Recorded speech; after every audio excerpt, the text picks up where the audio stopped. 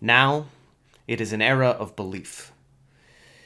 And it is only appropriate that we begin our tale focusing on 3 heroes who have very few beliefs. 3 heroes who are struggling to make their mark on the world in a way that is appreciable. And so, we begin now, one afternoon off the coast of the merchant nation of Fessipton, where a young girl named Ea Swiftsail stands astride a 2-masted ship covered from stern to bow in magical runes that are in the process of glowing. So, Aes, could you explain what you look like what you look like or dressed like, and what you are about to do as you ready a group of, call them investors, for the boat trick? The boat trick. Of course. So, I, Ea Swiftsail, with brown blonde hair, one purple eye, one green eye, and a blue ring in both eyes. Very pale for someone who seems to live on a boat all of the time. In my full merchant, but magical clothing. So it's just business attire with glass veins running through them in order to conduct my magic better. I have Fessipton fur accenting all of my outfit, trying to show that I am originally from Fessipton, but I do have a bit of Gellian style to me, as they do most of my work. And so you are surrounded by men and women in lederhosen and dirndls, looking, ooh, the hiss is back. I don't even care. Looking like a group of people straight out of an Oktoberfest group. They all stand around and are holding guns in their hands. And so you are saying that you can get these guns to us faster than anyone else. How exactly do you plan to do that? Well, if you'd like to take a step onto my boat, I'd love to give you a little demonstration. But I will say that I will need everyone's firm consent and a little danger. The group looks around. These are members of the Free Gellian Republic, a rebel group that is attempting to free itself from... Ooh, wait, no, I'm so sorry. They are members of the Shepherd's Aegis, a group of guerrilla fighters in Gellia attempting to not so much free their country, like the Free Gellian Republic, but instead protect people throughout. They use hit-and-run tactics to keep the deep folk invaders of their little country, or I guess it's a big country, their country safe. Groups of them nod and smile as they kind of march themselves onto the boat. And in doing so, and just before you are about to step on the gangplank, you hear behind you a small...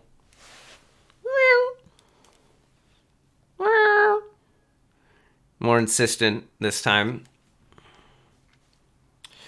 A meow? Meow. I look to it. As you turn around, behind you is a small white cat with near glowing red eyes. Fluffy and furry. It is you recognize this cat. This is Tantamile. Your how should we say pen pal lover. Not lover is the wrong word. Pen pal flirt, shall I say. Thorn Pistel, priest in the Fessipton Republic, in the Fessipton city, and his seemingly impossible cat, Tantamile. In Tantamile's mouth is a folded envelope addressed to you. I attempt to pet Tantamile. Tantamile does that thing that cats do, where it, like, every way you're going to touch, it, like, she just swerves. It's one of those days. Yeah. But she, like, offers you with another, an envelope. I'll take the envelope from Tantamile's mouth. Do you read it, or do you wait to read it till after? I would wait to read it until after Okay. So, in that case, could you describe the boat trick that you... actually, I'll say, as you were walking on, your crew of older Fessipton, former... older Fessipton naval veterans, all women, as that is the custom in Fessipton, are lashing your investors to the masts, tying them to ensure that they are secure. A couple of them look very confused. For most of them, by the nature of the Shepherd's Aegis, these are the first. This is the first time they've ever been on a boat. Most of these are simple farmers and stuff like that, so this is very exciting for them. Folks, there's no need to worry. And you should know this is not common boat protocol, but it's all for your safety, I promise. They nod.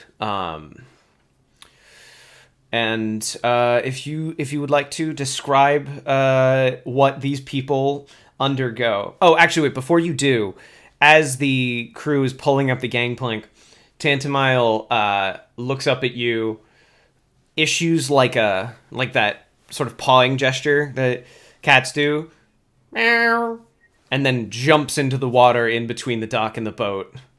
But you never hear a splash. And she's gone. Okay. All right. Well, now that everyone looks comfortable and safe, let me explain to you and maybe teach you something while you're here. What's going to happen is I am going to raise the boat high up into the air, about 60 feet or so, and then we are going to fall all together into the water. But right before we I'm going to take all of the acceleration we've built up through our fall, and right before we land, I will turn it to go forward, and you'll see exactly how fast my boat can travel. And so, Aeus grabs onto two handles on the boat, channeling magical energy from batteries within the ship, with crystal batteries, pushes that energy into the runes, and the ship, already knowing the motions, immediately, with just sort of a poof, hops up into the air, just at the cloud line, and the ship begins to fall forward, falling faster. As they tip sideways, the crew themselves have all kind of clipped themselves on carabiners. They're gripping tightly. Aeus herself holding onto those handles that channeled the energy through as she falls faster and faster. The gorillas themselves start to scream in terror. A feathered cat flies away, and then just at the last second, Aeus pushes energy back through, and with another pff, the ship adjusts its course and its angle and skips across the water very quickly, traveling easily 100 nautical miles in the matter of seconds, before eventually coming to a soft rest, slowing down. The Shepherd's Aegis gorilla fighters collapse into their bonds as gravity returns to them. So yes, ladies and gentlemen, with just a little bit of magic, I can get you your guns faster than anyone else on these seas, I promise. an older woman in a sort of, again, combat dirndl. Like the woven strips have been replaced with like a metal plate over top, and like you can see she's got some like leftover mud and caked face paint. Just raises her head. Sold. However much you need, we will invest. Fantastic. Do you read the letter now that they're sort of...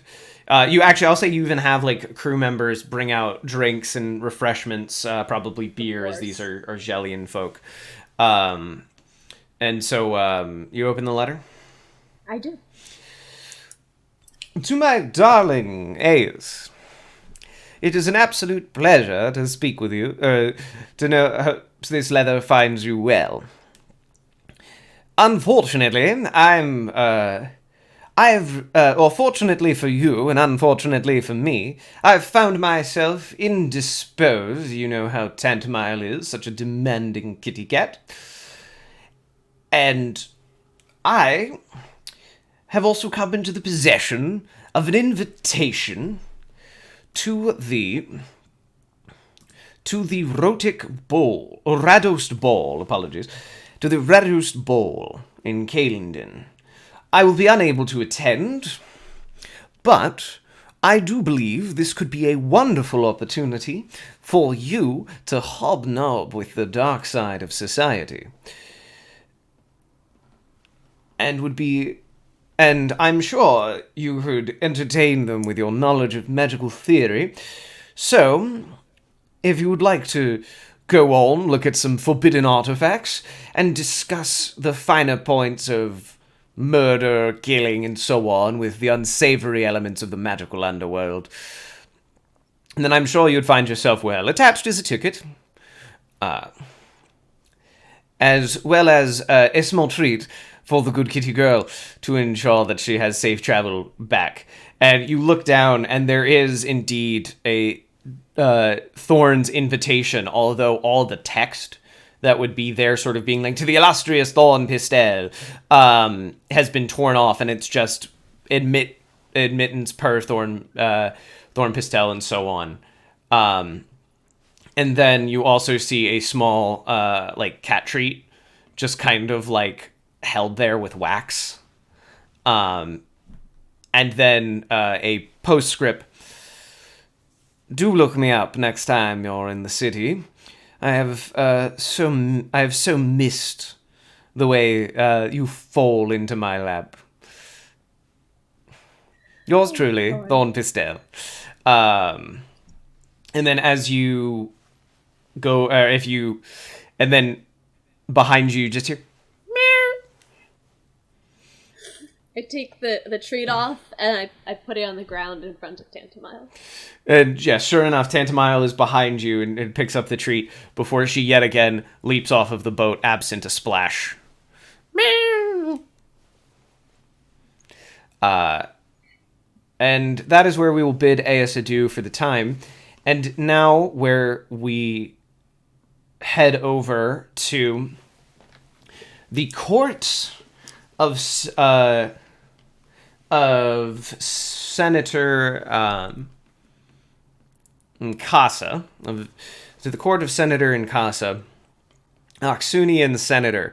The magical Republic of Oxun is a wonder to behold, an impossible territory, filled with confusing architecture and magical designs and so on, where we find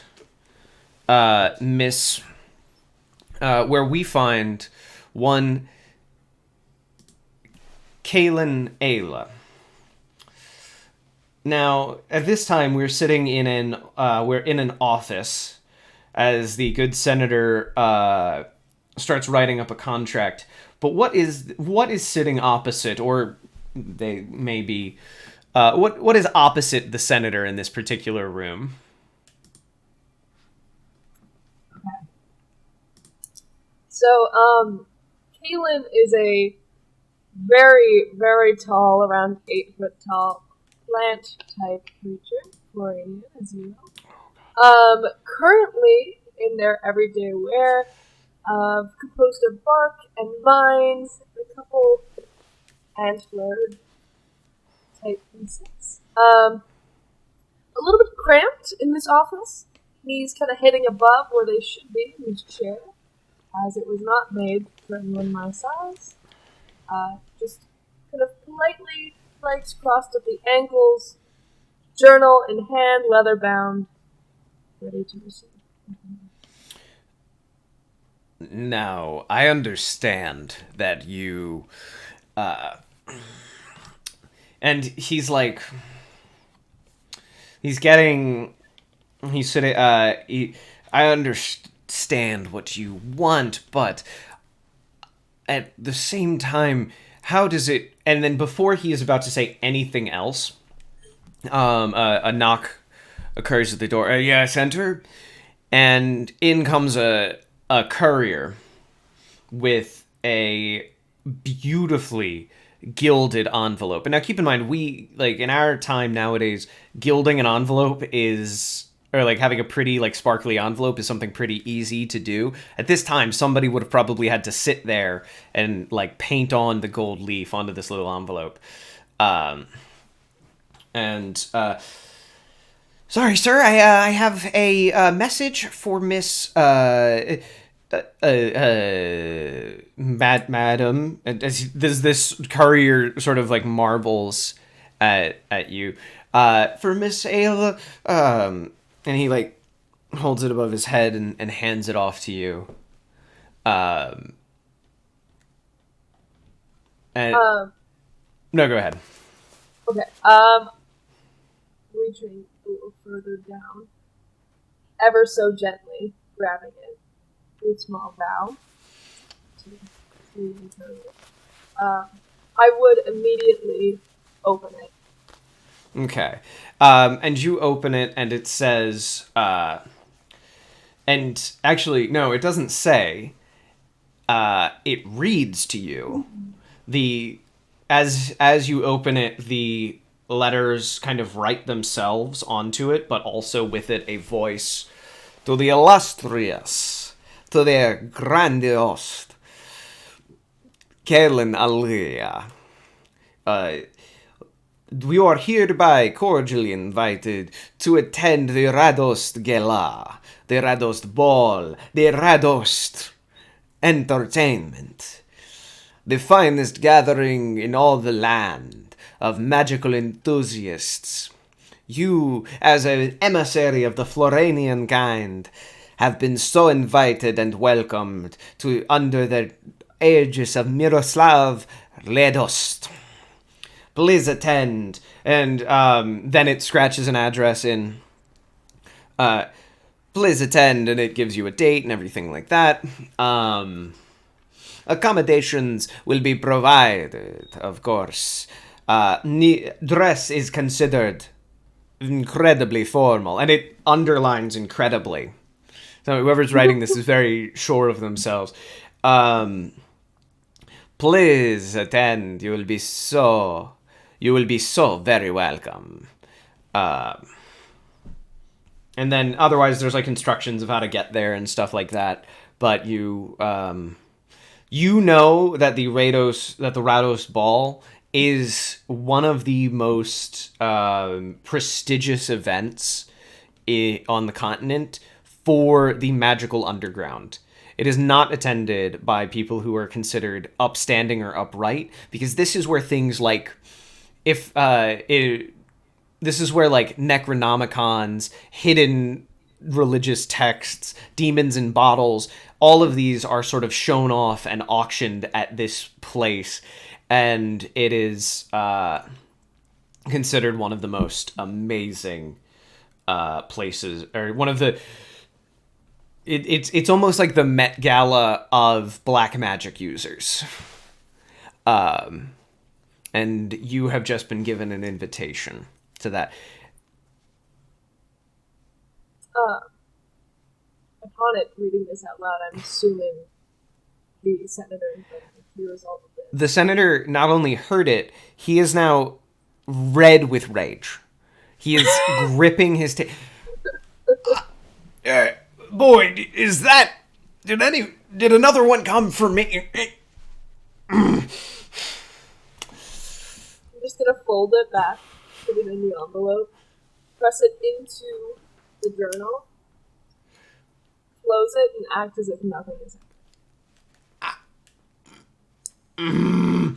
And if you would like to, that now would be a good time to make the first roll of the game. I would like you to make a con roll, please. Uh-oh.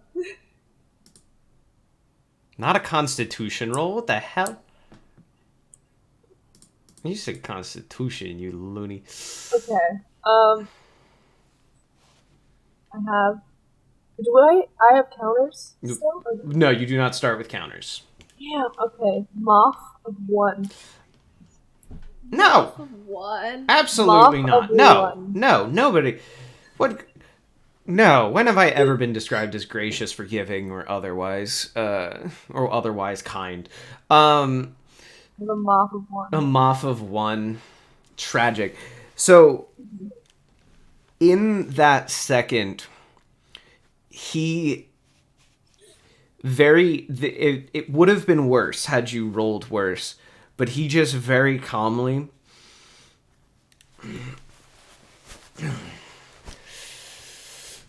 Emissary Aaliyah, I am going to ask you to please leave my office. We will resume our negotiations soon. I need some time. Yes, of course. All the time you need. Just as if this is the most ordinary happening of all time. Casually trying not to break the chair as I rise from it. Bending underneath the doorframe and walking. It does not take any effort to hear that he is very much yelling. Like he is having a full like Yosemite Sam like in there, because part of the thing is Aksun prides itself on magic, and they were prepared to purchase strange magical components from your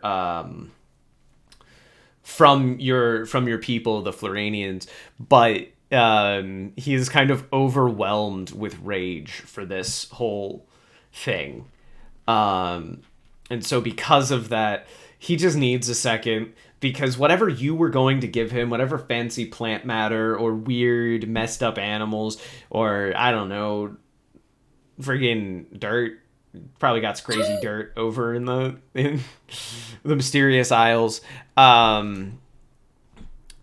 is not going to equal whatever he could have gotten there. And so he just watched you have the thing that he as a magic user has always wanted. And so it is with that we now turn just actually in the same city, but on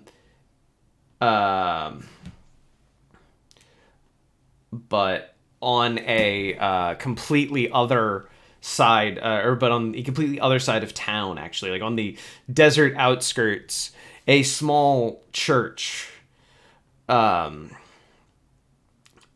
small church rests out far outside of the magically induced greenery of the capital city of Aksun, Jorlops, city center. Instead is a just messed up little busted part, but shining inside of that is a wonderfully built basalt church. And inside of that, in a small Spartan cell, rests Deacon Idacos, who is doing what as the sun rises after a night of prayer and meditation, I assume. I imagine Deacon is is like kind of knelt over his bed, and you see Deacon Atticus. He uses he/him pronouns and has pale, gaunt skin, with wrinkles, and he looks like he's about 27, but he looks really, really bad for his age, and his head is shaved, and he's wearing just a simple tunic right now, and in his hands, I imagine he has a stress ball. He has some type of like rice ball that is like so deeply being worked on that is like pouring rice out of it. And he mutters some words under his breath, and that is what you see. So as Deacon sits here just having a time, someone knocks on his there's a knock on his chamber door. Just a nice polite rap. What? The voice of Bashar, your spiritus former apprentice. Sir, there is a message for you. Leave it. Slide. Leave it on my table. Slides it. He slides it under the door at first. Then you say, "Leave it on my table." He like awkwardly, same energy as like high school stagehand, like opens the door, doesn't want to cross the threshold, picks up the letter, reaching further. Actually, wait, let me see how he do. Let me just roll for him. Falls down because he can't reach your table, scrapples up and puts it on. What is Deacon doing during this display of ineptitude?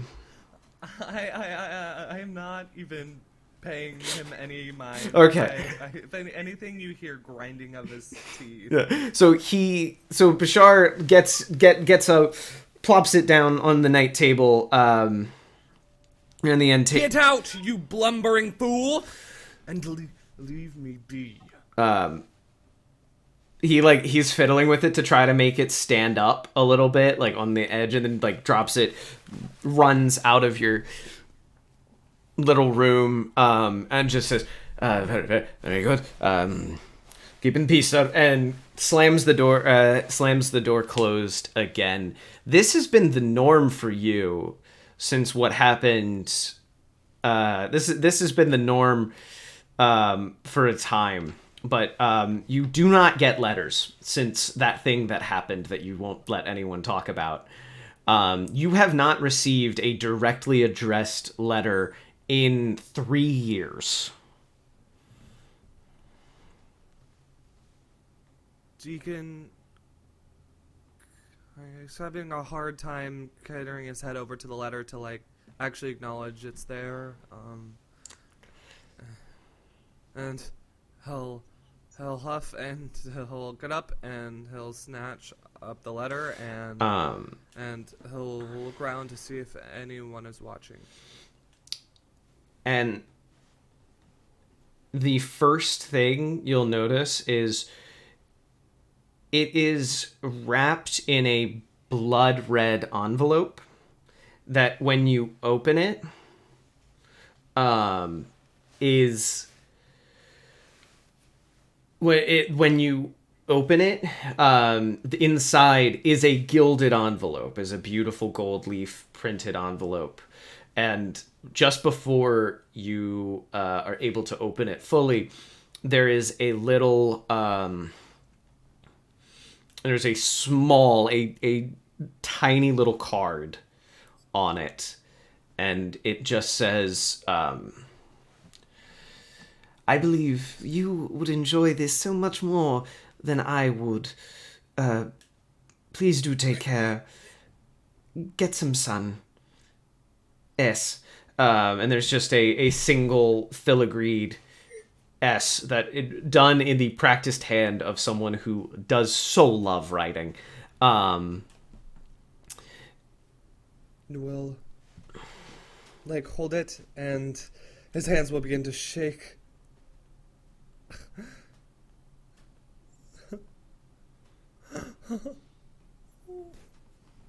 Bishar! Bishar comes in, and let's give him another roll. Boy needs a win. Oh, that's my boy. He I think he's like, he was scared as he's like runs, and what you don't see but you can very clearly hear is the sound of feet like sliding on stone as he like elbows open the door. Sire, are you okay? Bishar, it's a letter. It's a letter, finally. I thought Deacon and Deacon composes himself. Who gave you this? Courier, sir. He brought the letter. He was not of the enlightened, but it came in an official envelope with a seal, as you saw. Thank you, Thursia. Thank you. And I haven't even opened. I'll open it. I'll throw the paper behind me and the little note from the first note, and I'll open it in front of Bishar, and I'll read it out to So, Bishar. much like what happened with Kaelin, before you can read it, it writes itself, although, give me a knowledge roll. That is a... Oh, God. I'm off of, like, 19. Okay. So you are so this is a normal magically written letter to you. There is nothing weird about it in any way. Okay. All right. But as you begin, the letter starts speaking. To the illustrious head of the Oxunian chapter of the Church of the Inner Voice, we offer you this invitation to participate in the Radost Ball, the Radost Gala, the Radost Party. We know that you will enjoy the festivities, as you are a known lover of the arcane, the strange, and the weird. Please do attend, and then it gives you all the information as to location, time. Dress incredibly formal. We know that you prefer to wear your church garb. Please do so in the highest level of formality. We do so look forward to your presence, Mr. Deacon Edikos.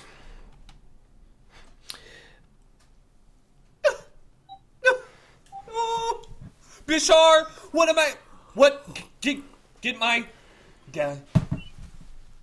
get my black and red stick hardy on, and that red rope, you know the one, and get the bathing tub, and I need some shoes, and I heard something. Oh my God. And with that, Bashar runs out of the room. We take a second, and we now leave Deacon. A week goes by. It takes about as long to arrange. Actually, I'll say even more, like a week and a half. It takes about as long to travel and so on and so forth. It's at this point where we're going to take a quick break, mostly because this is hot and I need to run to the bathroom real fast.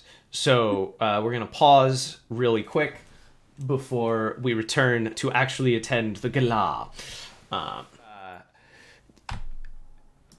You find yourselves at the illustrious Radost Manor. in Kalendon. Now, a little bit of context about Kalendon. Kalendon is a terrible land.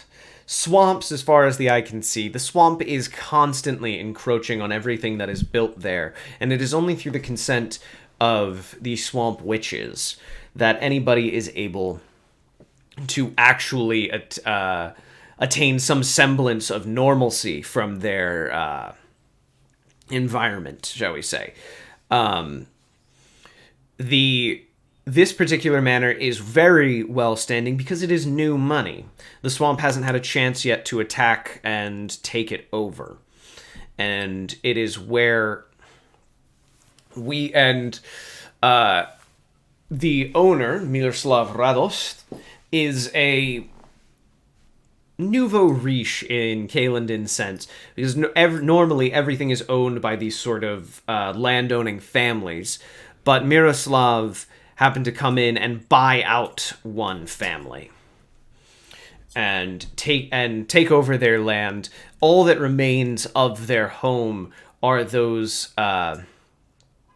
All that remains of the original home is their lighthouse, so lovingly maintained and repaired over the green, swampy, algae-covered seas of Kalendon. This house is also unique in the fact that it does not overlook fields. Kalendon is the singular nation left on the continent who practices any form of slavery. But Radost, as sort of new money, has decided not to participate in that particular institution. Instead, he makes his money by trading in magical goods. And that is where we begin. Now, if I could just have a con roll from everyone, whoever has the lowest moth or highest moss is going to be the one, or is going to be our first one. Doubles, Oh, baby. So it's me. That was what was it? What were we? You were rolling? rolling con connection. The heck check. I failed. That moss of 9. Okay.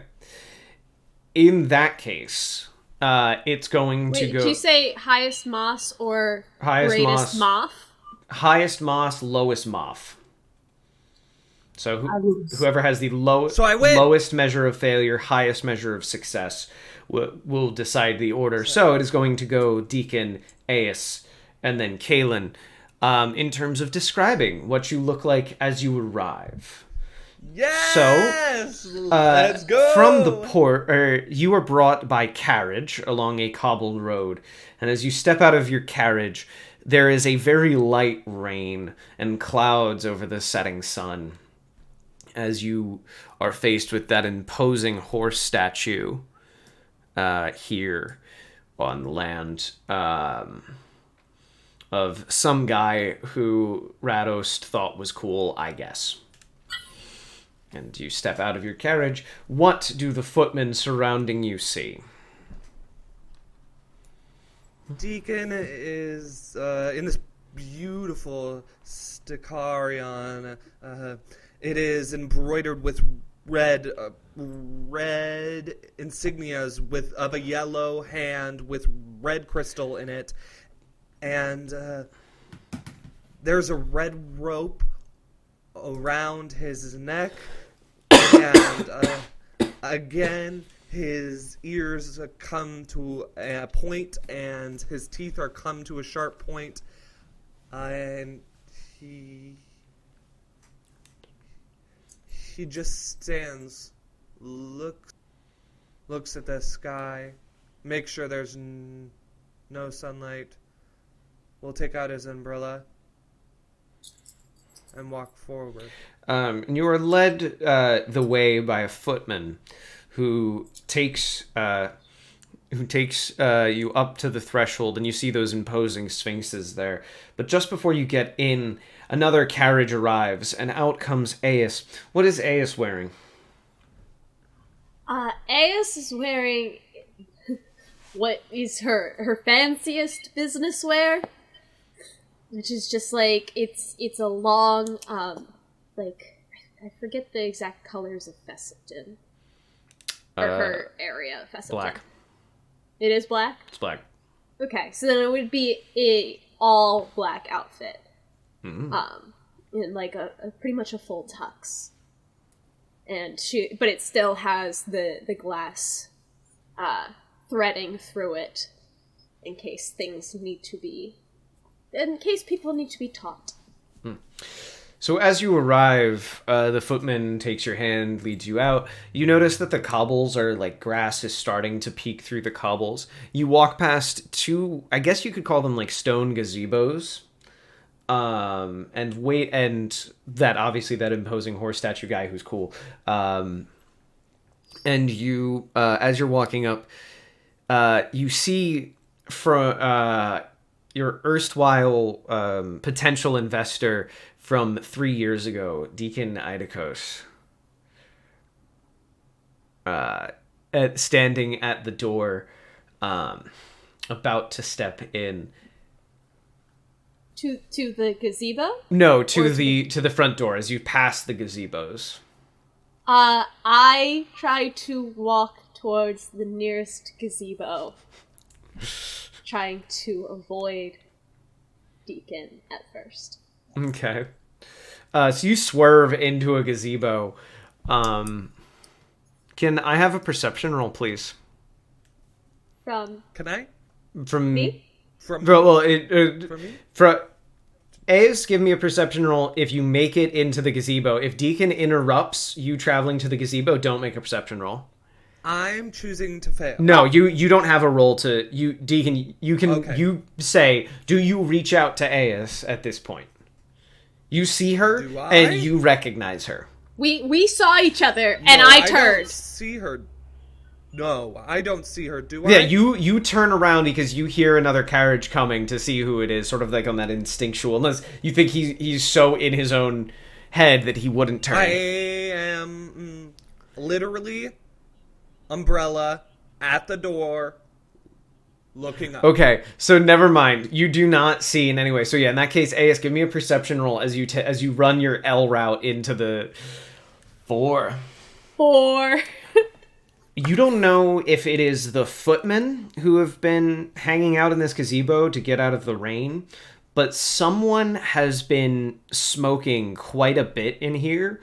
There is quite a lot of cigar ash and cigarette ash scattered about the floor. And because you got a 4 so far from your perception target number, you also roll you also notice something else aside from that. Bits of paper wadding that would normally go around musket cartridges to sort of protect them.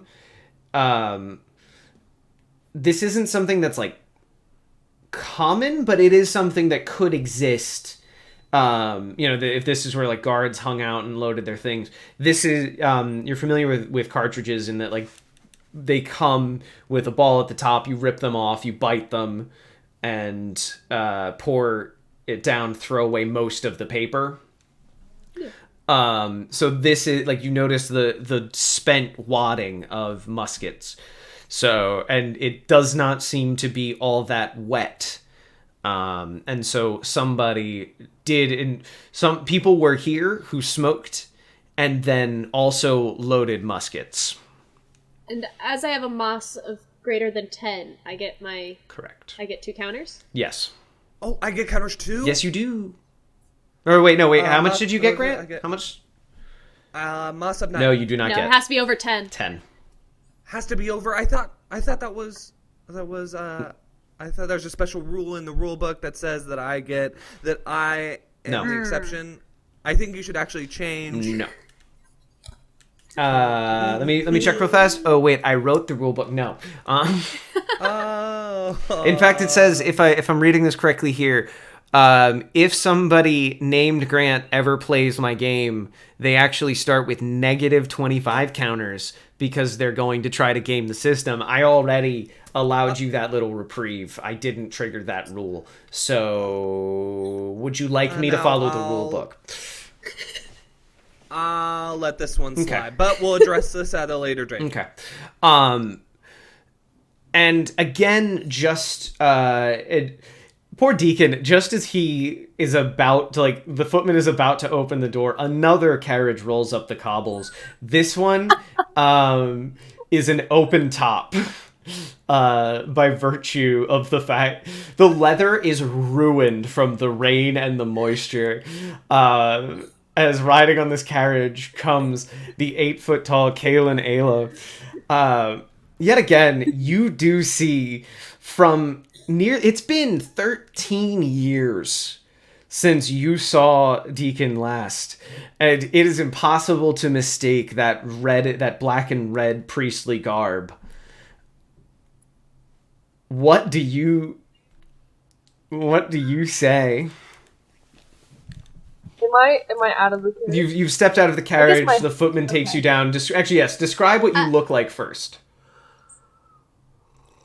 Yeah. So, as Kaelin so gracefully steps out of this too small carriage for her body, you see that replacing her typical bark and vine outerwear is now more luscious. The bark is a lot lighter on the arms, a lot more fair, and a dress seemingly in the shape of red poinsettias has been made with a slit on one leg, and it's kind of like gown floor length on the other. No shoes, not necessary. Absolutely not. And there's little bits of rosemary on the trim to kind of make up thread in best that she could. But upon seeing Deacon, immediately she has now adorned cactus needles in a like a punk collar necklace and a collar around her wrists. Nothing like a man to just make people on edge. Yeah. So now she's kind of edged up her fit as soon as she sees this very triggering presence. She head held high, not acknowledging. As you walk up, you reach the gazebo. AS, you're either you can make your presence known, or Kaelin, you can give me a perception check to see if you notice AS hanging out in the gazebo. Does AS or not AS God? Kaelin I do not see. One of her chaperones. She has a chaperone with her. In fact, companion. No. At this particular time, Kaelin's companion does not have a companion. Mostly because none have come to her since she's gotten to Caelendon. Can this just be the whole game where we're just not speaking to each other? Just watching each other? Actually, from the gazebo, I don't want to step out, but I do want to call, Kaelin! Kaelin, hi! I'm just gonna... how tall is the gazebo? It is 10 feet tall, I will say. Okay. Immediately turning to the sound, kind of snapped out of my fixation on the awful creature ahead of me. Oh! Arias! Nice to see you again. I didn't know that you were coming. It's a pleasure. Yeah, I stepped in here to get out of the rain until the doorway's clear to enter. Yes, there seems to be someone standing there. They seem very in their own heads, so I agree. We should maybe hang back, let them have their time and moment to gather themselves. I see you don't have a companion with you today. I would hate to be so presumptuous, but would you allow me to escort you around a little? Oh, that would be wonderful, actually. Yes, I did happen to come alone this time. I know it's very strange to see me in this way. But yes, I wouldn't want nothing else. Fantastic. And I would kind of just like offer a seat within this gazebo where Kaylin and I can both see the front door from inside, waiting for Deacon to go inside. This is totally seeing someone you don't like at a party, which is exactly it. So, Deacon, the door opens to you and a valet announces very proudly, Deacon Eidicos of the Church of the Inner Voice, Oxun chapter. And everyone stops, looks at you. And you're sort of welcomed into the party as a man, where is he? If my mouse wants to cooperate with my desk. A man in the entrance hallway. Please open. Yes, there we go. A man in the entrance hallway comes in in a fine black suit. It is a pleasure to meet you. I am Miroslav Radost. Truly honored to have a representative of the Church of the Inner Voice. And he's kind of mixed the Kalendin, one of the major Kalendin accents, with his sort of native Fessipton accent. He's kind of gone a bit Kalendin, if you will. But the house itself is an odd mixture of styles. It's got sort of the marble and stonework of a more Fessipton home, but with a lot of the wood and like the sort of temporary architecture that's so typical of Kalendin. This entrance hallway you're in, though, is a large domed atrium with a sort of ring around the top. And milling about are some of the strangest people, pirates, smugglers, nobles, the clean, dirty. It's a sort of who's who of the weird of society. But Miroslav represents a sort of like normalness. Like he's just dressed like a guy. If anything, he's kind of underdressed for the whole situation. As he walks up and offers first a hand, or first he bows to you very, very deeply, and then offers a hand to you to shake. Miroslav, it's a pleasure to meet you. The Way of the Inner Voice and Thirsia thank you deeply for the invitation. Welcome. It's a pleasure. It's absolutely a pleasure to have you. Now, if you want to walk around, mingle, have your fun, I'm sure you will meet with others shortly, and we will and just get excited for the bidding process and such. And he smiles. If you need absolutely anything, and he points to a bunch of servants all wearing like fine, Georgian garb, cravats and stuff like that. Each one, of course, though, wearing a faceless, expressionless mask. Like a mask of what? Like it looks like it's made of lacquered wood, but it's not uncommon for servants in a lot of societies to sort of wear these like faceless masks, so that you just remember they're all just not out of the way. They're just you can see eyes behind them, but there's no mouth, there's no anything really discernible from them. And Kaylin and Aes, now that you've seen Deacon go inside, do you also go inside, or you give it the gentleman's 5 minutes? No, I don't think we would linger so that Deacon can fully make the rounds before we go inside. Okay, so Deacon continues into the atrium, and we're gonna see how this map works out as I cram picture after picture into here. And then, so you attend, or so the two of you open. Caitlin, Aaliyah, and the person looks, and attended by A.S. Swiftsail? Ace Swiftsail. Okay, the fine emissary of the mysterious isles and Floranian people, attended by the valet raises an eyebrow behind their mask. The wonderful teacher of Fessett. The wonderful teacher of Fessipton. As soon as that finishes, Miroslav makes a beeline for the both of you. Miss Swiftsail, I'm so sorry to have. His accent is everywhere. I love it. I'm so sorry to that we didn't have it. Thorn did send ahead. We were unable to notify the valet.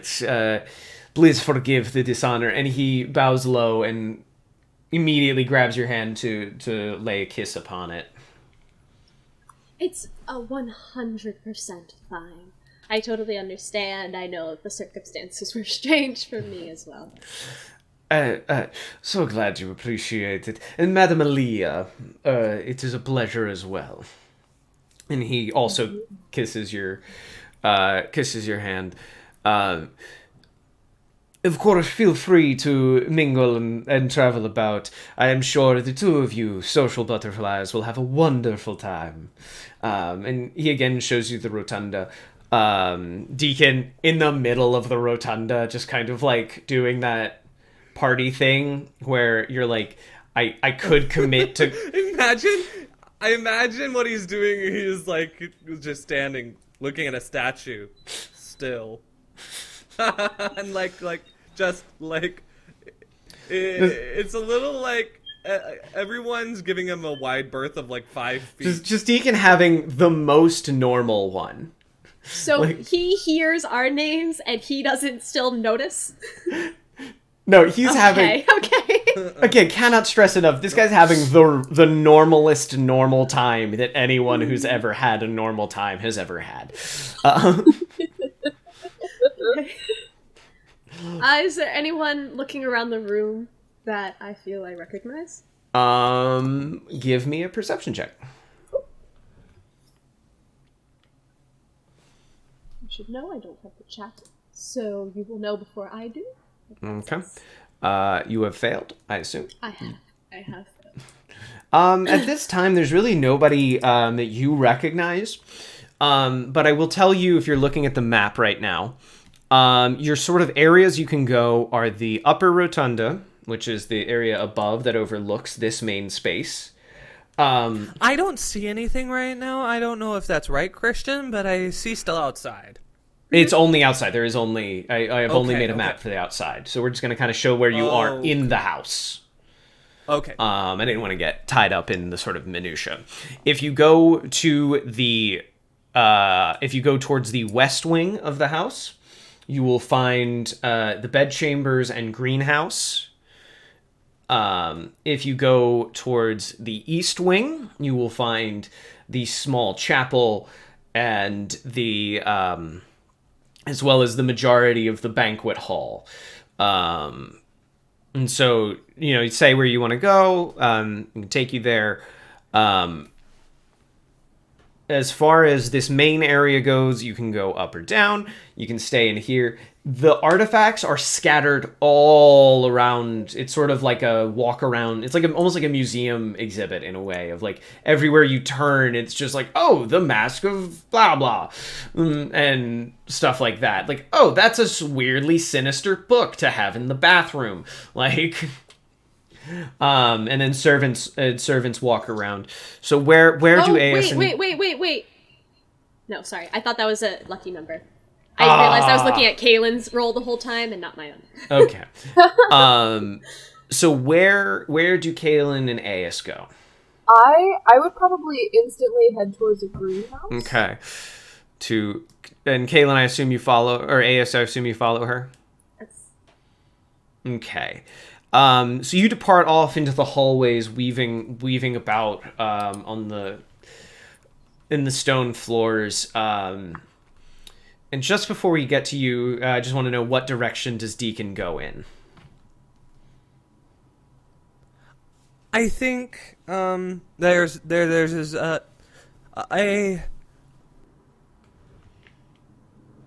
a part of him that at least I stay in the main area, the main atrium, and I'll shift through the multiple items that are for sale, and I'm gonna try to get a good read as to what's the most valuable item you can get here. So in that case, give me a cog roll. That is I'm off of 59 again. That's not a lucky number, is it? Do you have a specialty you can? 57 is my lucky number. Eesh. Mine too. I will. Ooh. Maybe I could throw in a little D8, a little history. Yeah, history would Is be that great. okay? Roll, add your D8 specialty. Roll D8. D8. You can just do the button, I gotta dash roll. Oh. Yeah, I can do the button. Roll D8. There you go, 29. Oh, Does that get it over with your counters? It does not. Even with the counter? No, my cog is 18. So Okay. So the good news is that's that a moff of 11. no, it's a moff of 9 with your counters. With your counters. 9. Oh wait, how many counters You do should I have? have 2, I think, based on your because you passed that one roll. So as you are looking around, you're not seeing the artifacts that you would expect. Like these are like the ones that show up on History Channel documentaries, not ones that show up in museums. You're getting like as you're sort of digging through, like looking through them, there's an old book that it's like the Diaries of Alakan, the necklace of the deep folk general Racha. Lots of weird things like that. Is there any Nestrunin artifacts? Not here, maybe otherwhere. These ones seem to be the ones that are like the most visually impressive. Or actually not visually impressive, I think that's the wrong word. These are the ones that didn't fit anywhere else. These are the ones that like needed their own little plaque. But they're still kind of like cool, but also people would be comfortable dancing around them. You pass through, there's like a little goat statue, but nothing like too interesting. I guess I'll scan the room and look for other Nestrunin individuals. Do I see anyone? No, you see a couple noble people, but as if kind of out of nowhere, a servant pops up with their red. They have red hair in a braid.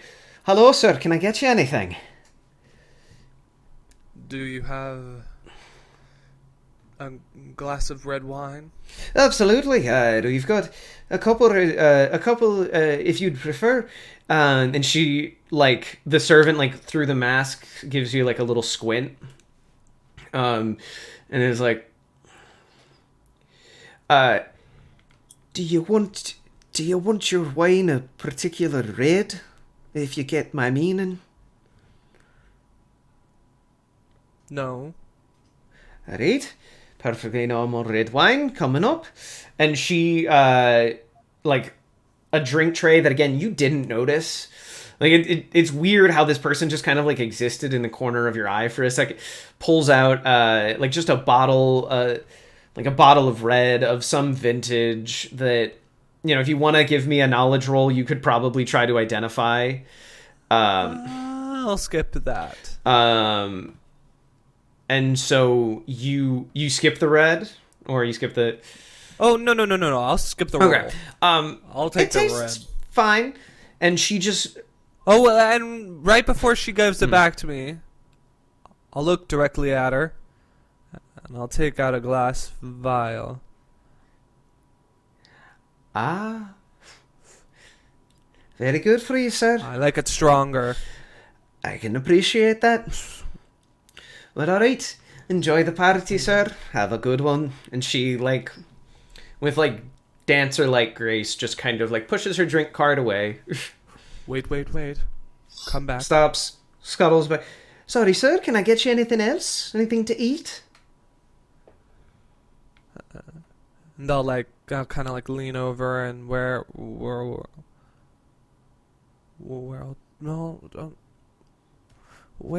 all the valuable stuff?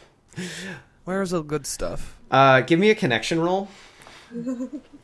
And I'll try to see. Normal test number 255. Oh. That's a moss of 5. Okay. With your counters? Wait, no, sorry. My counters are 3, 5, 9. That's a moss of 9. She leans in with you, or to you. I see what you're doing. The valuables. You can find some of the good ones down in the chapel. You just head out the east wing and straight through the hallway. There's some good. I know where to go. Very good. And I'll go get them. I don't even. She says chapel room. Boom. Pleasure. Have a good one, sir. And she just trots off, happy as you please. So, meanwhile, in the greenhouse, you see plant matter from all across the world, all over, wonderful plants, and some of them are even labeled as magical artifacts. Probably one of the most famous is a sleeper's rot mushroom harvested from the Lord Protector of Fesipton's mouth. Sleeper's rot being the condition that afflicted the Fesiptons when they tried to invade the mysterious Isles a good 70 years back. And lots of other stuff. There is also a weird statue that is not labeled in any way of a man who could be of Gellian descent, but you can't really tell, holding an axe to a cowering deep folk, both of which in statue form, as sort of ringed by it. It's a very weirdly tacky statue compared to all of the stuff around it. Be more accurate and look better if it were one of my guns and not Max. And with that, you hear somebody. I have to do an accent to purge the Scottish accent out of me before I do this other guy. A woman, and you also, Megan, since you missed this, in Roll20, if you click on the thing that looks like a little journal or look like a little newspaper, you can see all the characters and get their art in a much fuller extent. Oh, cool. You see a woman wearing a sort of beautiful but very conservative dress, like a shawl sort of thing. If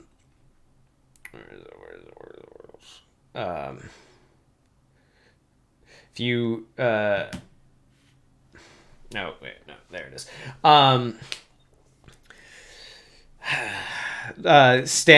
Sort of looking at the art admiringly, or of the statue admiringly. Doesn't it just warm your heart? Absolutely gorgeous. And she notices that you she was kind of talking to herself, but she notices your presence. Apologies, I couldn't help but comment on such a magnificent rendering. Yeah, it's certainly interesting that it's kept in the garden, I suppose. It is simply the natural order of things. You know how it is. The Gellian fights back against his oppressor for justice. Oh, my bad. Apologies. Grita Dinamuna. Pleasure to see you. These fucking names. Dinamuna? Dinamuna. Dinamuna. Hello, Greta. I am Aes, and I put on like my slight Jellian tint that I have accumulated over the years. I'm gonna actually roll, or no, I'm gonna have you roll for this. Roll your connection plus 10. Plus 10. Plus Ooh. 10. Real quick, 'cause So Cat gets a plus 10? yes, because this is she's fairly well known to Gelia, and specifically the circles that Greta follows. Okay, alright. What can I put in here? Networking. Ooh, I like networking. I don't network. No, you don't. You've in fact been in yourself for 3 years by your own choice. I think we all network.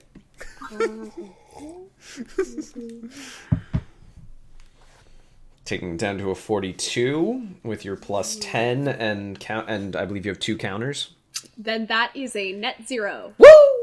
All right. With that, you do pass. She knows you. She's at least heard of you as, oh my, by the Golden Lady, you must be A.F. Swiftsail. I've heard so much about you. It's a pleasure. Apologies. Apologies to you. I don't know if you know we've ever crossed paths before, but I am the head of the Daughters of Justice chapter of the Flaming Sword. She says that, and both of you hearing that is like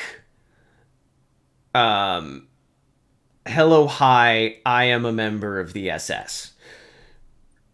Like, she is the Burning Sword are the most violent, psychotic rebel group in Gelia. They regularly burn farms, kill their own countrymen. It doesn't matter. They are zealots for this perceived idea of justice, and their idea, and that is, and they want to see the deep folk taken out of their country and their occupation ended through any means necessary. Aes, you can decide if you've ever done business with them previously. It depends how morally bankrupt you feel Aes is, but she says that out loud, and several other like just sort of randos in the group in the area just like quietly like depart. It also, I totally forgot to mention, this is a weird gala in that everyone is permitted to keep their weapons. There is sort of an unspoken code that don't use your weapons, but everybody is permitted to, because with these kinds of tufts and stuff, the peacocking of weapons is part of the sort of theater. And so in her case, as she introduces herself, she throws her sort of shawl back and reveals just a nice broadsword attached to her hip. Of course, I mean, we haven't done business personally, and I've heard so much about you. Your group is so capable on your own. You haven't had a need for my guns yet. Well, I think we will have to discuss this further. I didn't know we both traveled in the same circles, so it is a pleasure to meet you. And so, apologies, I don't believe I know your name. And she turns to Kaelin. Have you been introduced? Not formally. No, I am. It is a pleasure to meet you.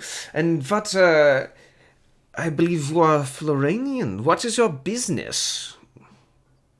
I mean, you could call me many things. Ambassador, journalist, knowledge seeker, really just experiencing the world around me. Well, interesting. With your size, I'm curious, as an ambassador, have you heard the plight of our have you heard the plight of our people? And, like, she's about to, like, she's got the posture. She is ready to monologue at you about how horrible everything is, the whole situation in Gelia is right now. Yes, I have actually. I've had my own fair run-ins with people myself, as Ace can attest. Actually, that's where we met. So I'm very aware of the unfortunate situation that people face. Ah, it is so sad. It's absolutely tragic to hear. And she, like, doesn't know where the conversation's gonna go now, because, like, this is her, like this is her mental, like, Well, Fair I enough. can tell what you will be bidding on this evening, of course. Oh, yes, of course. Also, I don't believe this is for sale, unfortunately.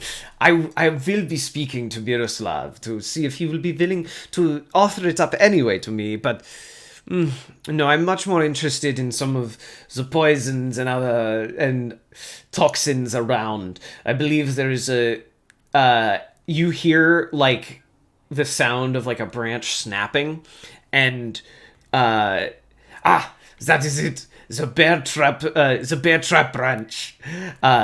Some say it was once part of a larger network of sentient trees from the era of the Mage Kings, but when stepped on by stimulus, it comes forward and crushes whoever is underneath. And I believe we could use some of those as traps. Lay them along roads and see who steps on them. Certainly a dangerous artifact indeed. I'm going to go see about the snapping. We'll have to discuss more. And she, like, trots off with sadistic, evil glee. We're going to take a second, and Deacon, you have cut your way to the chapel now. You've cut your way away to the chapel. And inside the chapel, all of the pews have been moved around to the sides. This used to be an ancestry. This is an ancestrian chapel, the religion of Fesipton, which people are supposed to sort of write the names of their ancestors and worship. Looking around there, there are some very interesting ones there. Actually, you can see a couple. Probably the thing that might catch your eyes in the Strunen is elder teeth. Strung up on a necklace. The Strunen elders with their, like, foot-long teeth are not... It's very hard to get these because you would have to get them out of their mouths. And so, however these happen to come into being, this is a real flex. First, is anyone in here? Yes. Just to the side of the, looking at, like, a small ruby egg with, like, what looks like a closed eye on it, is this woman. This girl over here? What? Okay, alright. Is this woman wearing, like, a big, flowy, heavy dress that marks her as Kalendin and their obsession with wearing these big outfits. I'll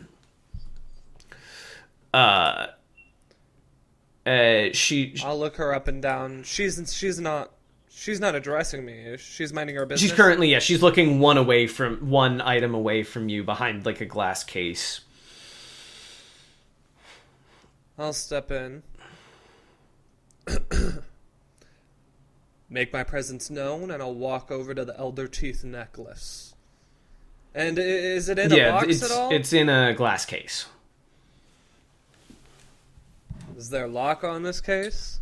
Or, like, there's no... an assistant next door to it? Like, is there a type of museum? No, there's nothing other than a card marking it as the teeth of Elder Anastasios, and a time on it that predates the founding of the Nestrunan Empire by probably about 100 years.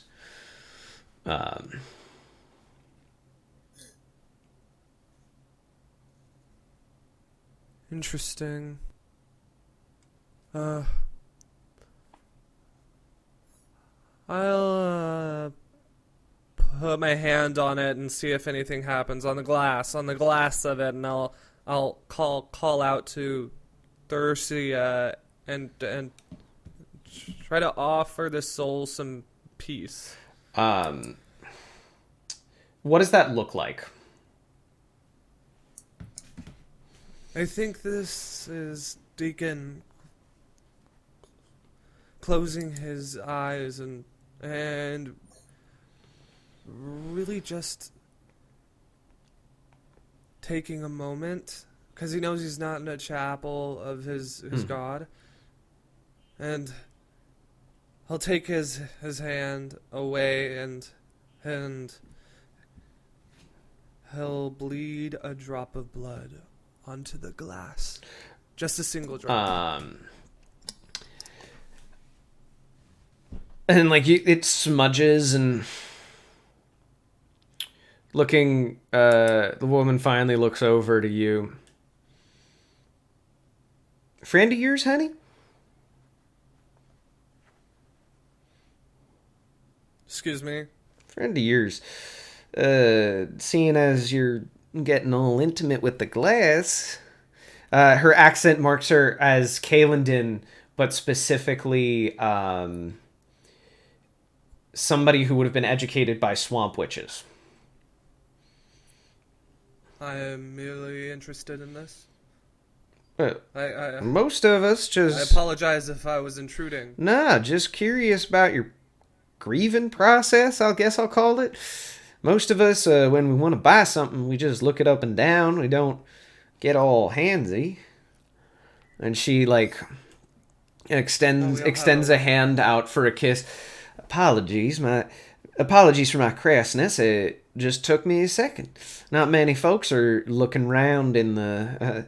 not many folks come to the chapel to go look at the items of the honored dead, if you will.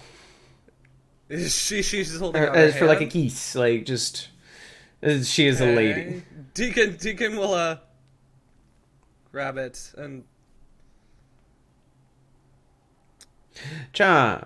Soon as you do, she, like, now you have unlocked her name in her mind. Like she's, you have to play the game a little bit. Hello, it's a pleasure to make your acquaintance. I'm Jessica Villanueva Contreras Roldan Langlois.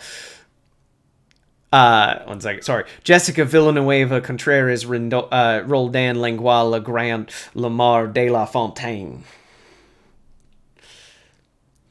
Neat. I am Deacon.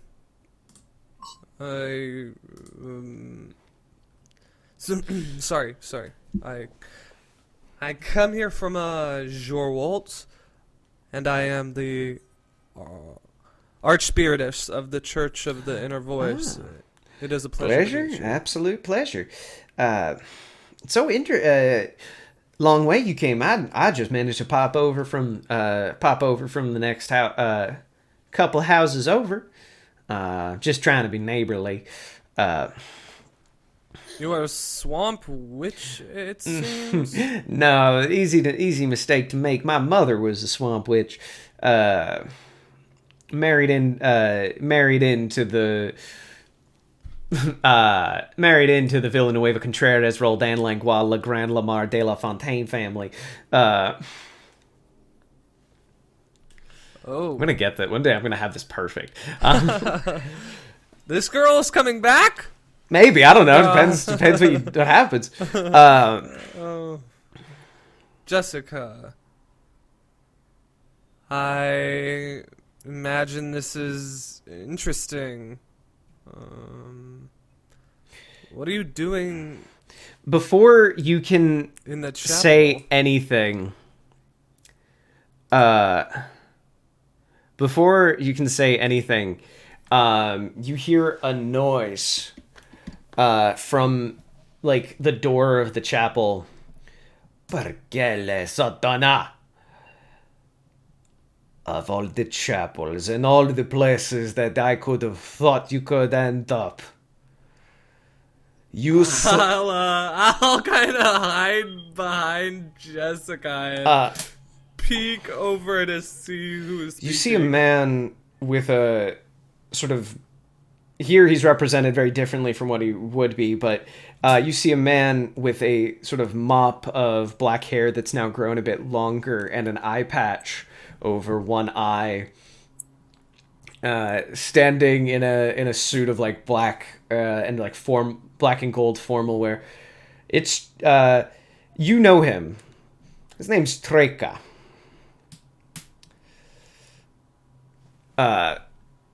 And he is currently standing in front with his back to the door of the chapel, holding a broadsword on his hip, and on the other hip is a short carbine gun. Okay, here's what I'm gonna do. Here's what Deacon's gonna do. Mm-hmm. He's going to pretend that he is speaking to Jessica and turn around. So how normal of him. Yeah, very normal. Miss Jessica, I'm assure you that is, that man right there is, one of the most dangerous men I've ever met. And with like I would do well to step away from him, lest he eat a cookie and turn absolutely feral. And he has so, like, the confidence that this guy has at this point right now, just like absolute mercenary swagger. What's wrong, Brotzola? I have to say, Jessica, I don't know this man. It's a damn shame from someone who tries to hear from someone who's tried to kill you after he convinces you. Have you had a bit too much wine? After he convinces you to carve out your eye.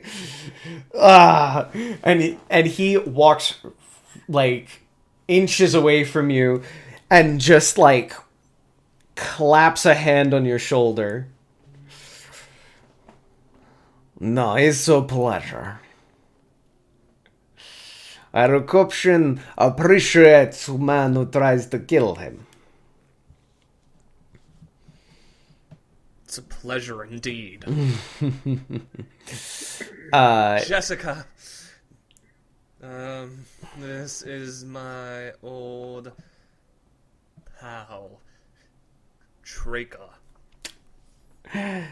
Bandit King, mercenary extraordinaire. And he, with like a thick, almost Finnish accent that I'm trying to replicate, bows very low, kisses her hand, and then sort of travels up.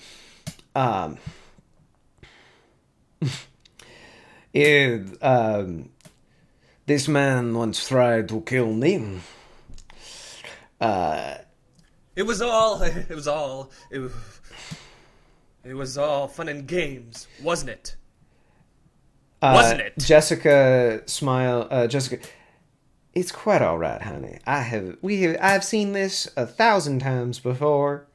It is perfectly acceptable in our line of work to occasionally have run-ins and poor encounters, and the fact that you happen to be showing scars that we can't see to equal our friend over here with his scars shows you got as good as you gave. Unfortunately, I do feel the drink a-calling, and I do need to go attend to my needs, but I would love to hear the two of you recount, I'm sure, conflicting stories. And she takes Treka's arm. Now, Mr. Treka, if you would be so kind as to take me to the refreshments, lest you antagonize another cookie into, as you said, into Mr. Atticus. And Treka, real quick, give me either a connection or a perception roll.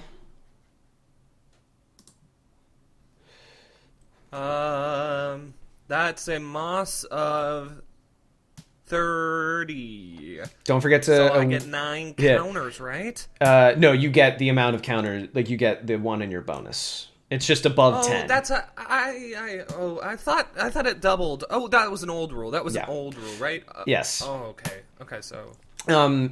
As you, so you immediately perceive, as you do, you take a look into Jessica's eye and Treka's remaining eye, and you immediately perceive an identical and matching sociopathy.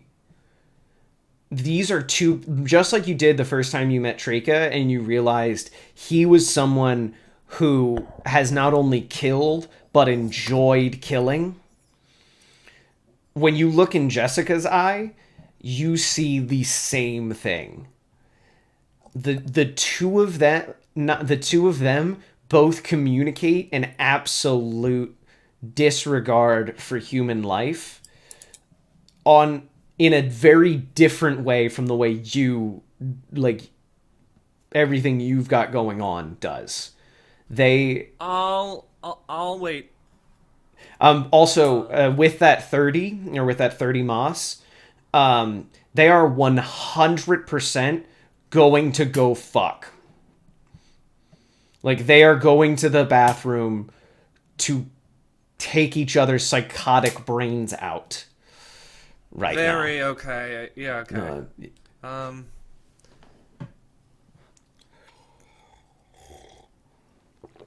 Deacon will stare about the other people in the room. Everyone mind their business. The room is empty. Yes. I'll walk out of the room. Yes. Mind your business. I'm like staring this through the hallway. Just mind your business. I'll say to the server next to me as I'm passing them, mind your business. And I will walk into the atrium and find Miroslav.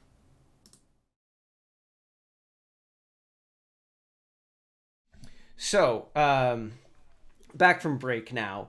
We rejoin Aes and Kaelin in the greenhouse. There is a tug at Kaelin. It's sort of like Kaelin's, they call it a dress gown. Petals. And unfortunately, I don't have a picture for this person because I used only public domain historical art, and so you're just gonna have to deal with a non-existent picture. Because unfortunately, believe it or not, public domain art from the 16th and 17th century, nobody drew a plant person.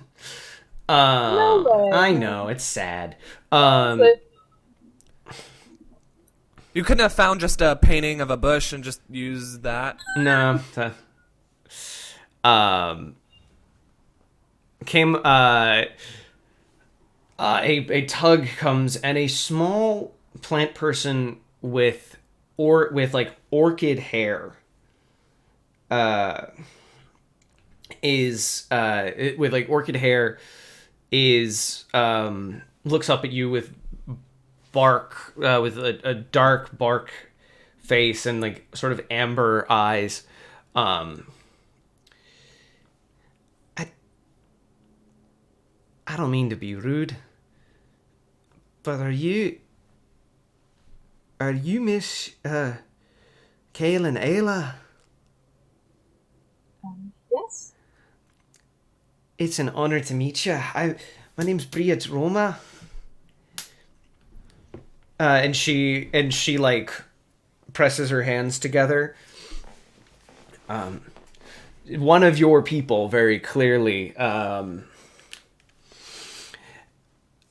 I didn't expect to see someone from home walking around. It's great to meet you.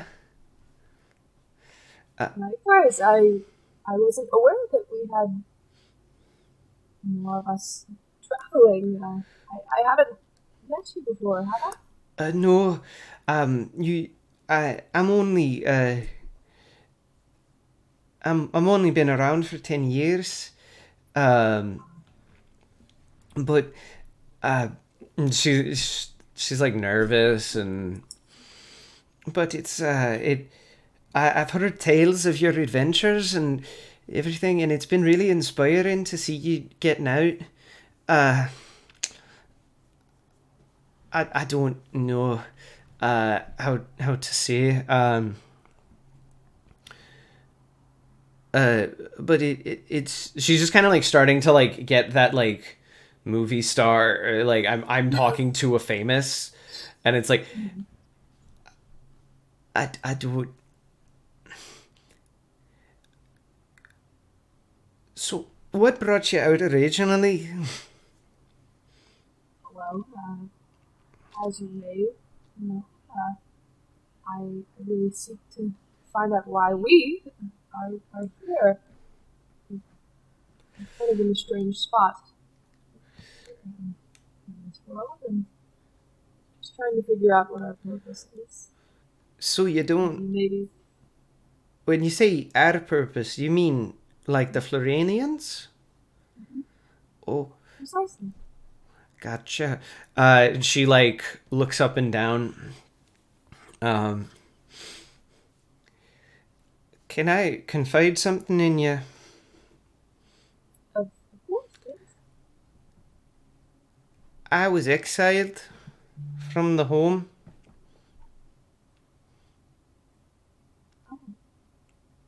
Um, if it's not too much to ask, may I ask what the reason was?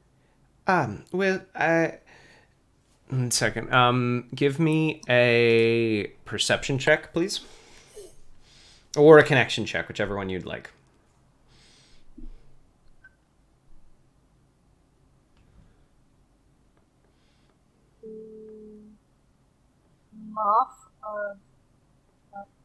Moth of 12. Okay, she just seems really nervous with her, like, meeting a celebrity and meeting someone just kind of embarrassing. Wait. I fell in love with a cocoon. With a, and I felt bad. And the clan kicked me out. But and like saying that, she's finally worked up the courage. I know you got a traveling companion now, but I was thinking if sometime soon you wanted yourself a traveling companion from the home, maybe even if you wanted to go home, I wouldn't. I could maybe return under your protection. Well, I would love another companion. Obviously, as we are of the same kin, I wholeheartedly think that you should come with. I don't understand. How did you get here exactly? Are you with someone, or? I was invited. Well, to be more accurate, my boyfriend was invited, and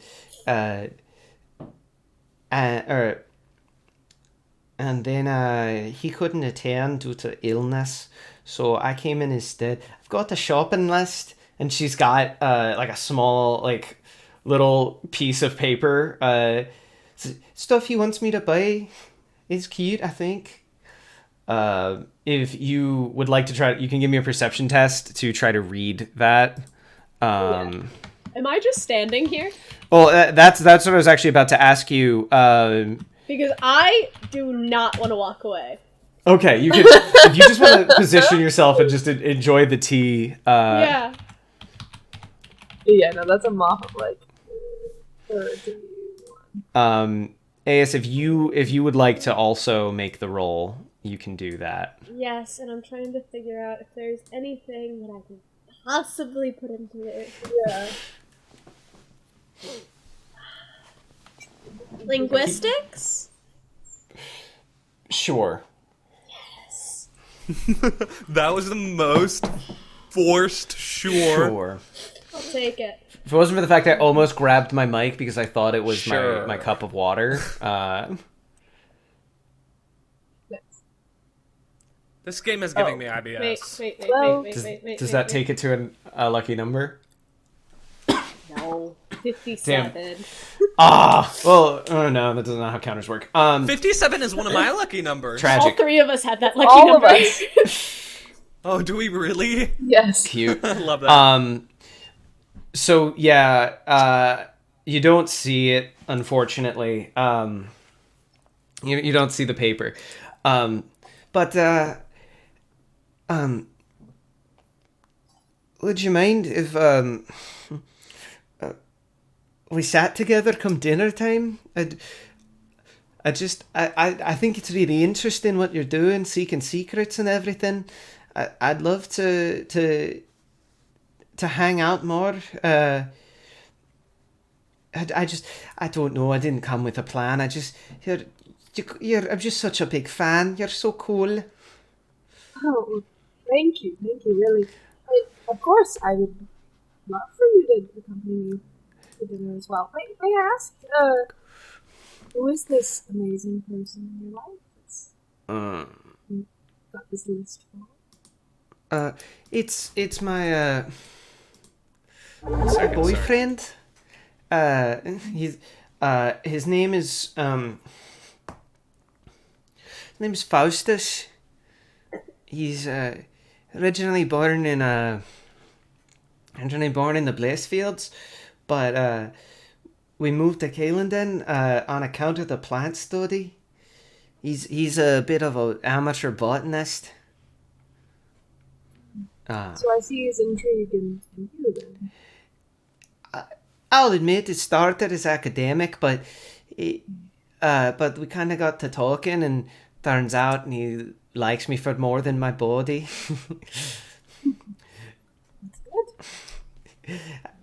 I agree. And as she looks at her list again. I better go. I got some bids to make. I hope to see you again. Yes, of course. Feel free to sit next to me and my companion here. Oh, hi. Didn't know you had the Kokutna yourself with you today. Oh, that's so sweet. Hello. And she extends a hand to shake. I look at her in the way that one looks at a pet. It's just like, oh my god, you're so sweet. Hello. She's like, hi. I'm so sorry. Did you say you're 10? Oh, well, I don't know if you know this, traveling with Miss Aaliyah, but we come out fully sentient and farmed in Florenians. We're born like whole cloth, and we just kind of travel the world, or we just kind of learn about everything from our clan members. So they teach us stuff like how to eat and how to move places. So my 10 is more like your, I don't know, 26, 25. I know enough to make mistakes, you could say. I know enough how to get in trouble. But otherwise, that's about it. No, I knew. I heard whispers of such things, you guys being born sentient, but I never really had talked about it with Kaylin. I'll be honest, we have a short friendship. Well, Sure, but Indeed. it's only short on one side if you think about it, though. Because she's course. tall. All right, I gotta go buy some stuff for my boyfriend. I'll be back. Catch you at dinner. Bye. And she skips away. Well, I want to know why is a 10-year-old at this party? How the fuck? What She's type of buying shit has things she for done? her boyfriend. She's buying things for her boyfriend. She's buying things for her boyfriend. But why? She's 10. It's I don't for her like it. He's boyfriend. sick. I don't like it. She's I don't want it. He's I don't sick. trust with her. his money. I don't trust her. Well, with his Kaylin, money. it I'm looks gonna like kill her. perhaps we're not the only pacifists here today. I was a little bit afraid we were. Yes, I did see everybody brandishing quite strange choices of weaponry and doing it very proudly. But we have each other, and now we have another. So please come. Of course. Would you like to go to a different area? I would like to take one quick peek at the. I really just want to, because I'm aware of them, and I just kind of like seeing them again, kind of in person, is just very strange and a little nostalgic. Yeah, so I think you just take a moment to. To you, this is like the equivalent of like looking at an old bomber from like World War II. Like this is like, oh, we pulled these out when we needed them and never really had to use them since. Yeah. Were you still home when this happened? Were you still with your fellow Floranians, or were you traveling by then?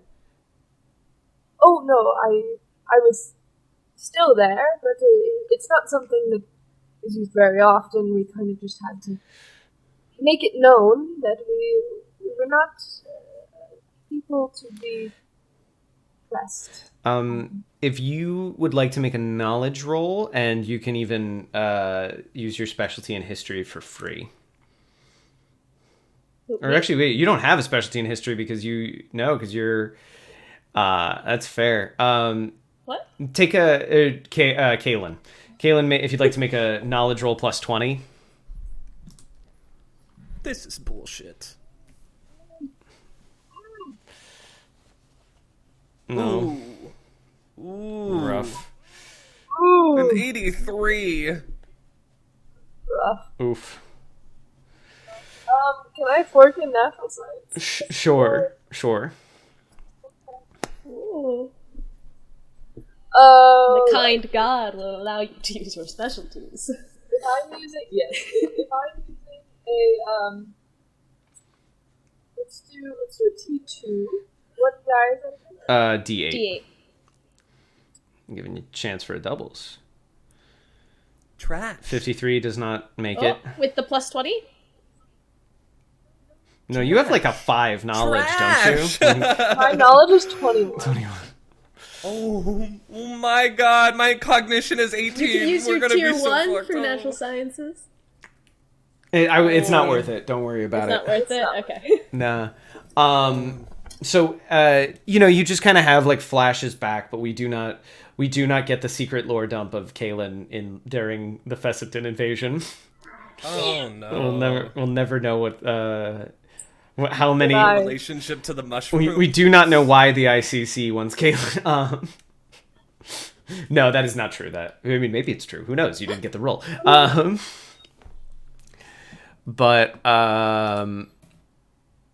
So do you guys? Where do you two go now? Above you are the sleeping quarters. You will be retiring to later tonight.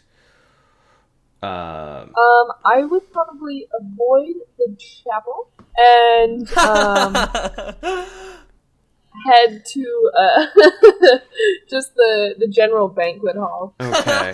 So the banquet hall is still over here. in the east wing. Yeah. Yes, but do we not have to cross through the chapel, please? No, you don't have to cross through the chapel because the chapel. Right. In my defense, I said I was in the atrium going to. Yes, but we don't know that. I know. We're just assuming you're in a chapel. Oh, I know. Where are you Default now? position.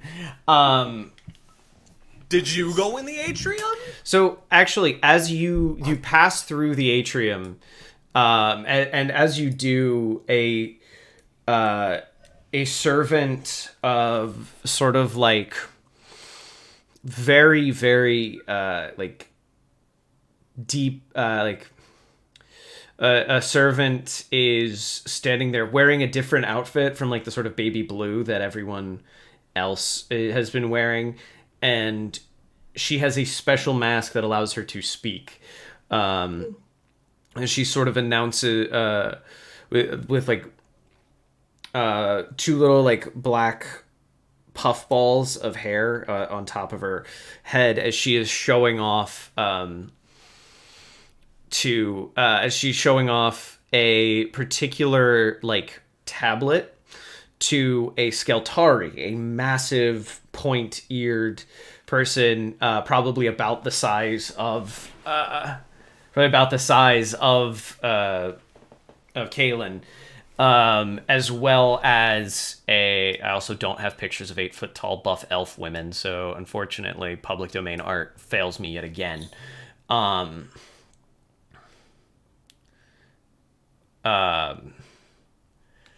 Yes, this one will do. And a woman with with clothes in an Oxunian style, but she's asking questions in a Fessipton accent.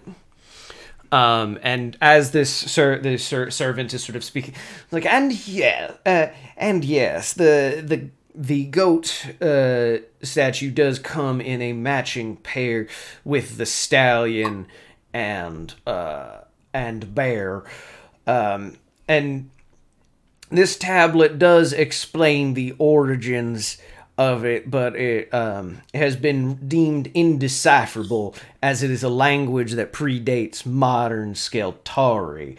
And then, to clarify, this is her talking to the Skeltari. This is the servant speak. The servant. Gotcha. Okay. Yeah, her accent is probably a little less gruff than I was making it, but I have like 3 accents I can do. Damn it. This is one that we have not seen previously. There it is. I found it now. It's more Dolly. This is one we have not seen previously. But Interpreter, this one will come with the purchase of the other 3 statues. And the woman here in Oxunian garb, standing next to the Skeltari with that sort of bored look on her face, turns, sees Deacon and Aeus. I'm so sorry, I'll be right back. Correct me if I'm wrong, but are you Deacon Edikos? Sorry, that's my Scottish. Are you Deacon Edikos? And are you Aeus Swiftsail? I am. Hello. I don't believe I recognize. Do I recognize her? No, you do not recognize her. Hello. My name, she walks, I do not make eye contact with Deacon. I do not. She like... I'm staring like the what is it? The Balloon Tower Defense laser super monkey into you. She like holds out her hands. I believe you know my father, Virgil Kozlov. He's told me about you, and and I'll be honest, his depictions of you were so striking that I couldn't forget. Hi, my name is Valentina, Virgil's daughter. Hello. Hi, and I grab her hand with both hands. And she shakes them happily.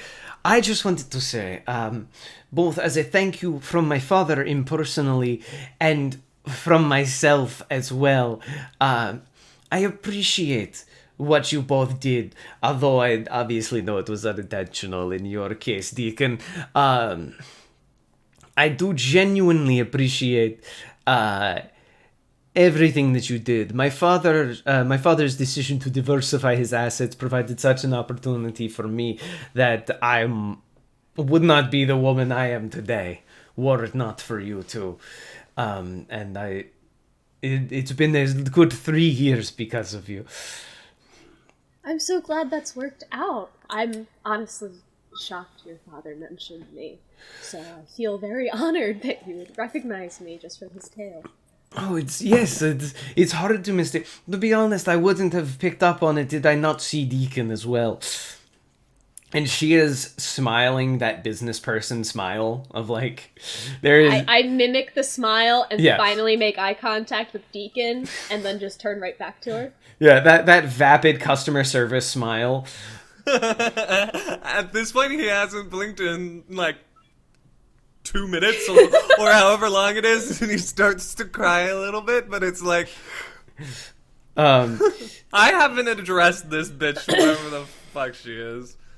I just wanted to say before I return with my traveling companion Tarshia, and large Skeltari woman just, hail, good night, hello. She just kind of like smiles and just hits you with it. But then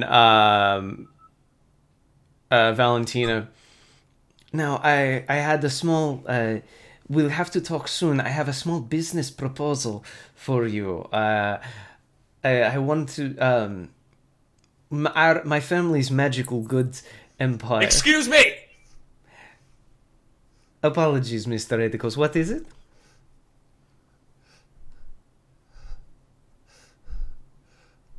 Excuse me. I need to speak with A.S. Swiftsail alone. And I will take loop my arm back around Kaylin. I will. You will not. Your You will hand. not. There's no I will consent. take There is your no hand, consent. I will not and give I you will my hand. drag you. You Might will not. That's From that's- Kaylin, might from Aes, might from Deacon.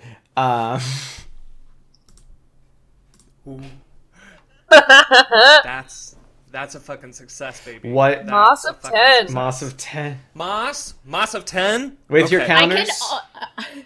With counters? Oh, do I have counters? I thought you did. You may actually. No, I think you lost them after the last. I don't think I do. No, you lost them after the last couple like 80s and stuff you rolled. Yeah. I am that is holding Moss onto of Kaylin. That is Try a as Moss my of, might, and I can only assume I'm being. That is a Moss of 10 for me. I think 20. Sorry, so my counters 39, and I rolled a 26. That is not. It's not 10. That is not how That's math. Technically, that's 10. No. That's 13, Grant. Last time I checked, that was 11. So okay. I will fork in. Wait. I'll fork Wait, in whatever wait, you want me wait, to. Grant, you won. You won. You rolled a 30. Still fork in some stuff. 13 is higher than no, Than because 10. it doesn't. Than 10. Wait, what's your So- might? What's your might? My might with my counters is 39. So you have a Moss of 13. You rolled a 26. So you won. And yeah. So I still fork in because I hate her. Why? No, you're not doing this. No. No.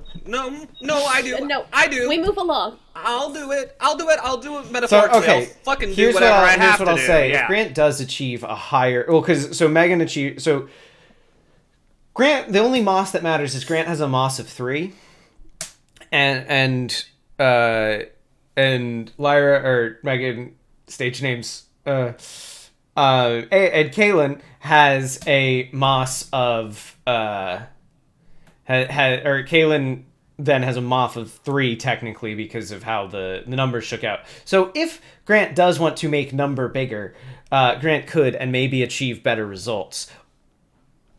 It's up to him. Yeah. Kaylin, do you have anything to fork? Me? Just trying to hold you steady. Yeah. Can I do physics? If I have to, I will drag both of them.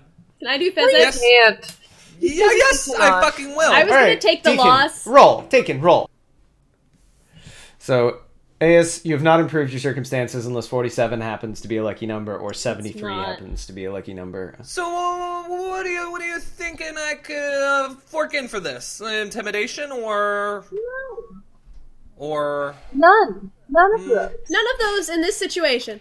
Nah, yeah. None of those. I am not intimidated by you. I can think of many I'm ways not that intimidated. I intimidated you. I physically You don't held you down last time. I'm not I intimidated didn't by fucking you. talk to you, so... Okay, You're trying hold to up, incredibly hold up. safe with OOC conversation at.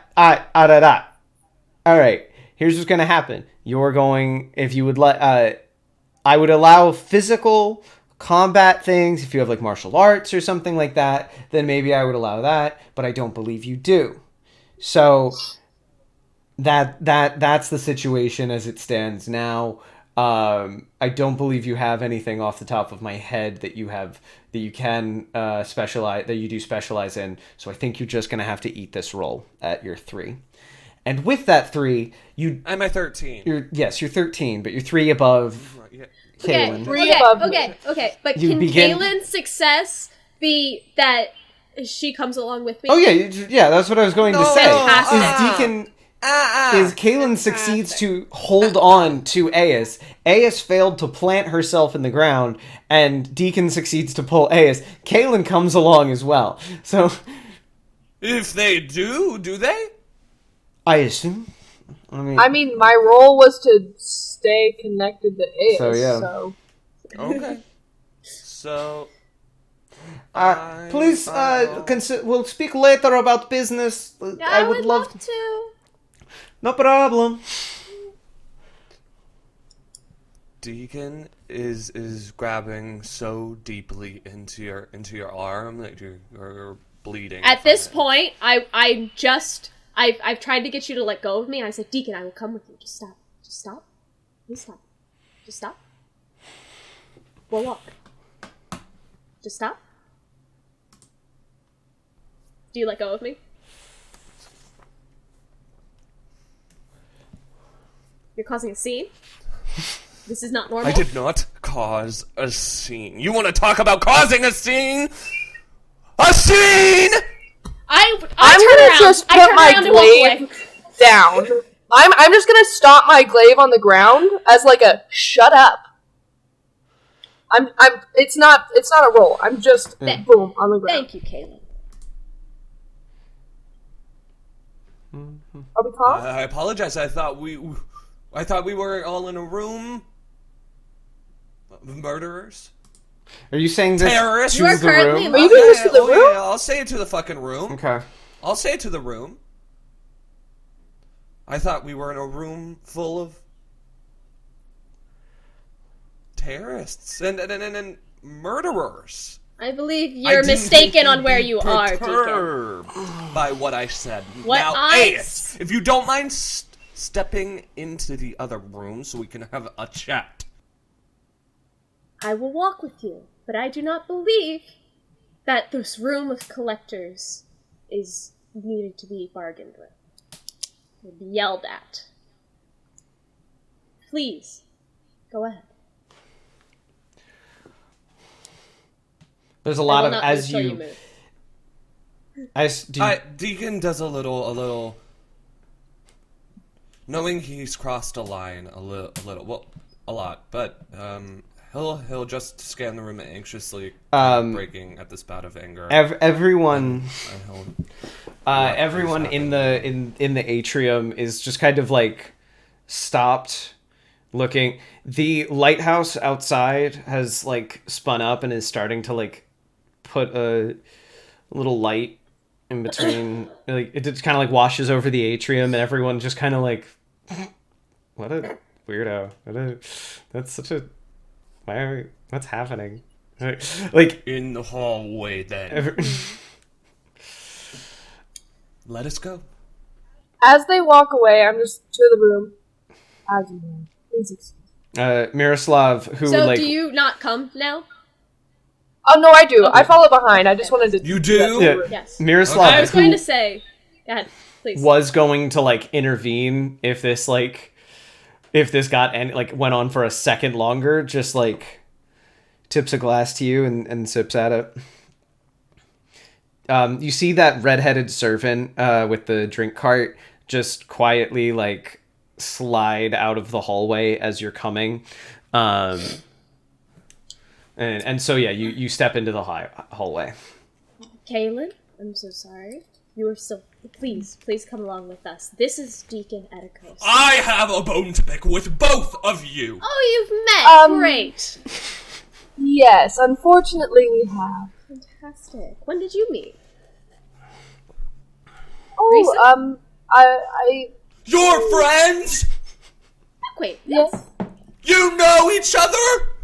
Very well. She spent some time on my boat.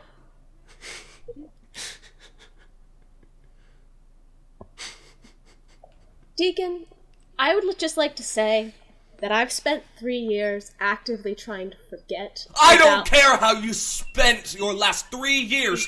This is the one night.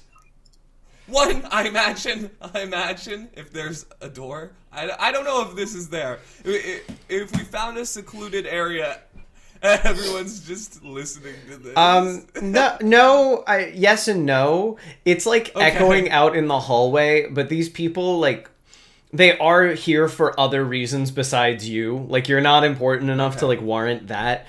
Actually, I am going to do some quick wiggling as I move people around in my very cluttered map. So we're moving everyone over. Yeah, you're like just outside of the garden. And there's this one guy, just one dude who's just like, he started in the garden.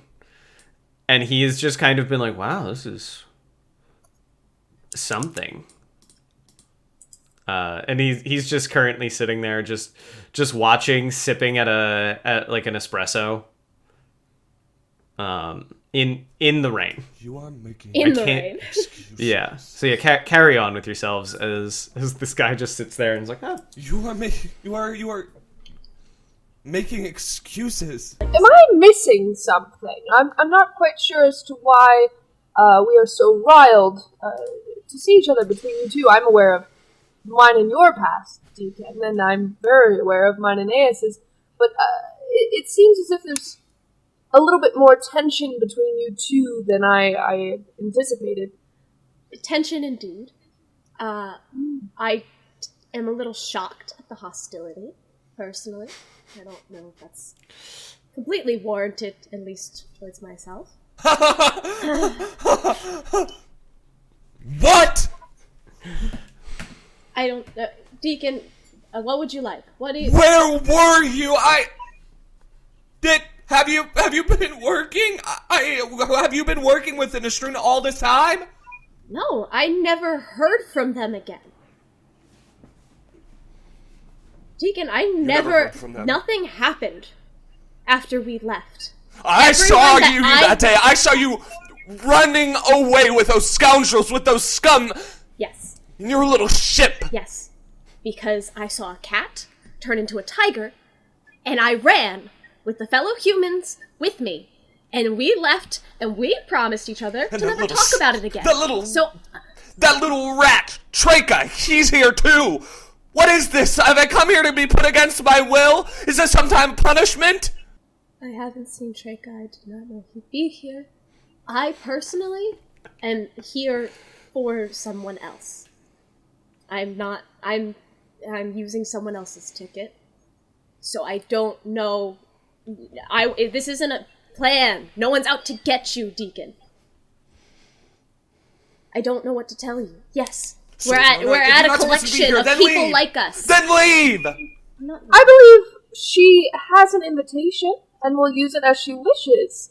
I don't think you have the authority here to command anyone to leave. If anyone should leave, it should be you, as you are causing a scene. Now, I don't raise my voice very often, but when someone is acting way out of tune to the event and is causing disruption, I would like them to maybe, I don't know, settle down. Have we not found solace here? Have we not found a quiet spot that I wouldn't really you? describe it as quiet as you Does are it not still please yelling. you? It's a great... No, actually, I did not want to be here in the first place. It seems I was pulled along. But if you would like to That had continue nothing yelling to into the do courtyard... with you. So, no, it had everything what do to do with me because you are yelling at my companion in the middle of a room where you should not be yelling. Companion. Hold up, with the hold up, spit, pause, immediately, yeah. I'm just gonna with the spit. Immediately, I'm walking back inside. I'm not a fighter. I'm not doing it. I'm walking back She's a inside. witch anyway. Ignore her. I am her companion. I offered to be. I'm going to go with her. I don't know if you would like to talk again later. Can I have a we are couple, on the can I just have a round events of perception checks when you guys get a chance? of life. Hey. That's Ooh, that's a success. Passive Oh, fist. wait, lose my counters because I failed to roll. You lose whatever your bonus is. Whatever the bonus to the roll is. Okay. Oh my god, that means like big. Well, you failed by 10. Okay, so the two of you, because Deacon is still like up against the glass, the rain has become more heavy now, and has a lightning strike goes off, and you two are now facing the glass and facing Deacon, and the man in the garden who was just chilling there sipping in his espresso, comes up to the glass and appears. Sorry, is there a problem here? Are you ladies bothered by this gentleman? Only minorly. It seems that there's been some kind of misunderstanding. When emotion gets in the way of knowledge, misunderstandings occur. Great Father speaks. He like rattles off some number that he has. You can clearly see he's wearing like a sash that marks him as a blessed. The sash is covered in their sort of Bible quotes. If you would like. Is he a scholar? No, bless the Great Father. He quoted the Great Father speaks, which is Okay. If you fine ladies would like, I'd be happy to accompany you inside, away from this rogue. I would very much appreciate that. That would be wonderful. Thank you. Absolutely no problem at all. Blessed are, blessed are the women, for they are the mothers of the world. And he announces himself. You may call me Pray Faithfully with good intention. Kaylin, nice to meet you. Hi, I'm Aeus. Were you born in the Blessed Fields? Yes, no, actually, I wasn't. I was, raised in the Spider Peaks of all places, and, made my way down. And he, like, very politely, would you mind if I took your hands? He wants to stand in between us? Yes, he like, kind of arranges himself, but more importantly, he was, like, asking for consent to touch you. I looked at Kaylin first. Yes, that would be fine. Let's see why not. He takes both of your hands and just kind of, like, leads you out. Of course. And he smiles and just kind of walks away. Deacon, you can see it on his back. Tucked into his belt are 2 pistols. So whoever this guy is, he is also armed. Just to sort of say, and he like leads you in by your hands. Painfully, I'll let them go. What does Deacon do as he sort of sits in this like enclosed little I think we concluded this as a patio, this sort of enclosed patio space in between.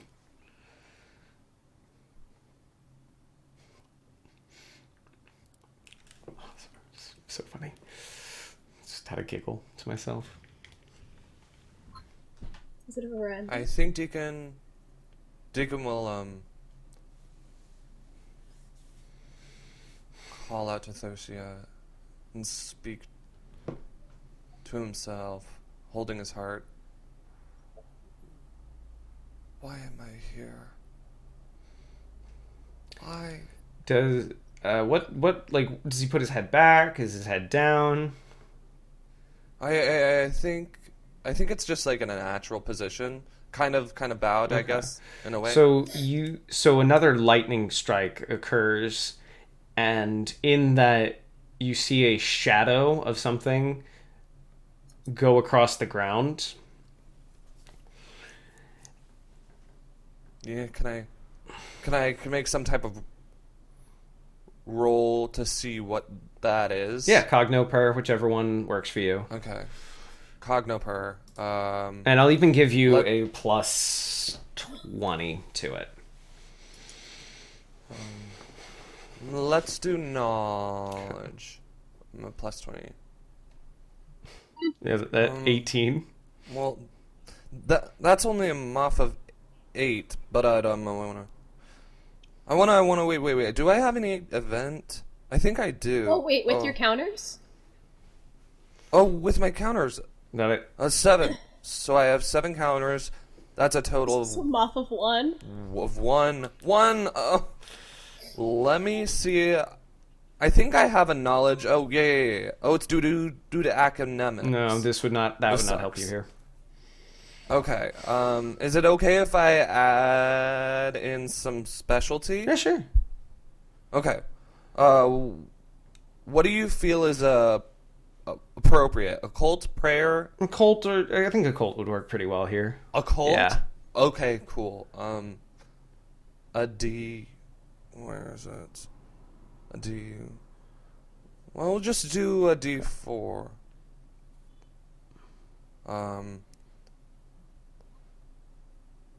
Okay, Yeah. that was much better. That's a moss of 29. Okay, so with that is a winged humanoid that just What? flew over your head. What? That was a winged humanoid. It No! flies up to No! the top of the sort of No! dome, the rotunda that was there previously, and it alights on there before going through a window and resting it and stepping into the rotunda. I love it. This is the What does Deacon do with that information? For the record, if you went into the Where do they go specifically? into the rotunda, so if you went to the What's a atrium, rotunda? the thing at the top. So if you went into the atrium, Oh. you'd be able to look up and see them.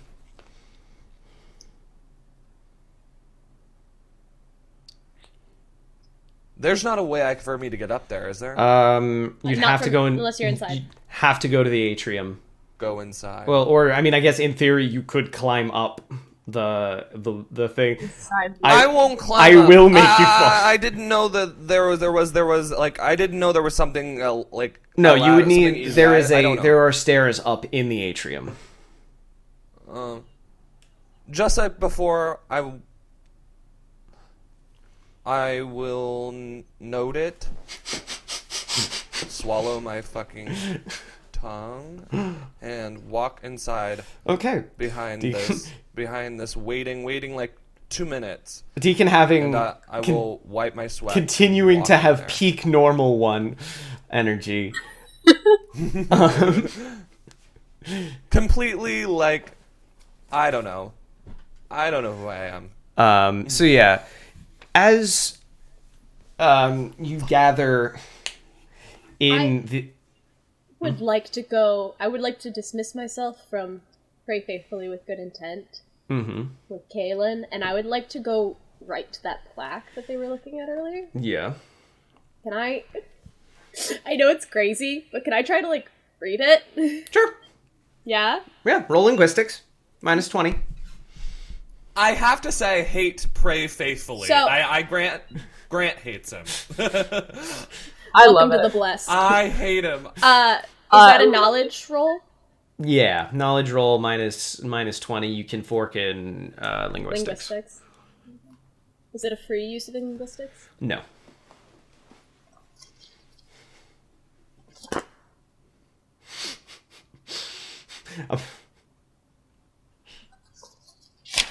Minus 20.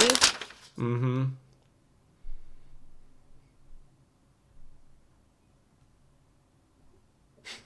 No. No, you do not translate the untranslatable tablet. Thanks for trying, though. I'm gonna try. What else can I use linguistics for? That's fair. I haven't used it once.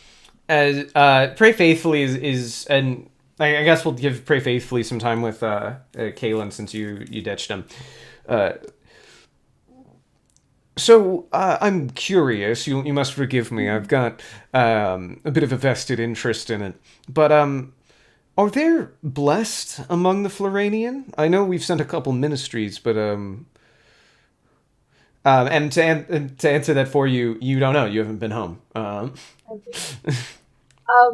I haven't returned home actually in quite some time, so I'm really unsure. I probably know about as much as you do. Interesting. I believe we should discuss the opportunities for a mission. I believe your people, as so young, would love to hear the word of the Great Father, and I think there's quite a bit that they could learn. Well, if you'd like, we can arrange a meeting of sorts. I have a home, actually, that we can meet at, have maybe another espresso or whatever you wish, and we can discuss it. Yeah. Delightful. Okay. And I would be happy to. As he does, the drink cart comes by, and he like seamlessly picks up another espresso. And then Is there tea on the cart? Yeah, I'd say there's probably a tea of some kind. Grabbing it. And you just grab it too. I also like to. I see you're abstaining from alcohol. Very interesting. Yes. I find that it doesn't really do much for me, and I prefer to consume things more natural of sorts.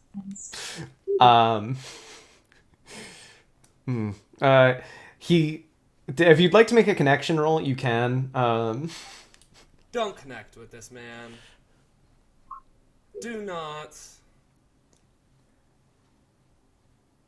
I don't see anything that I can. Yeah, okay. It's all right. He just he like laughs to himself. I'd be happy to share a tea with you soon. As you know, only through a good blend does one achieve true flavor. He smiles again to himself. Now, I unfortunately have to leave you, but I do have to attend to some matters in the bedchamber. It's a pleasure to meet a woman such as yourself. And he like sneaks over, and he like takes a step away. A woman. Woman. Ew! Ew! Oh, Asking. I'm a woman. way. Pray faithfully with good intent. Asks you the question: what if James Bond was a Mormon?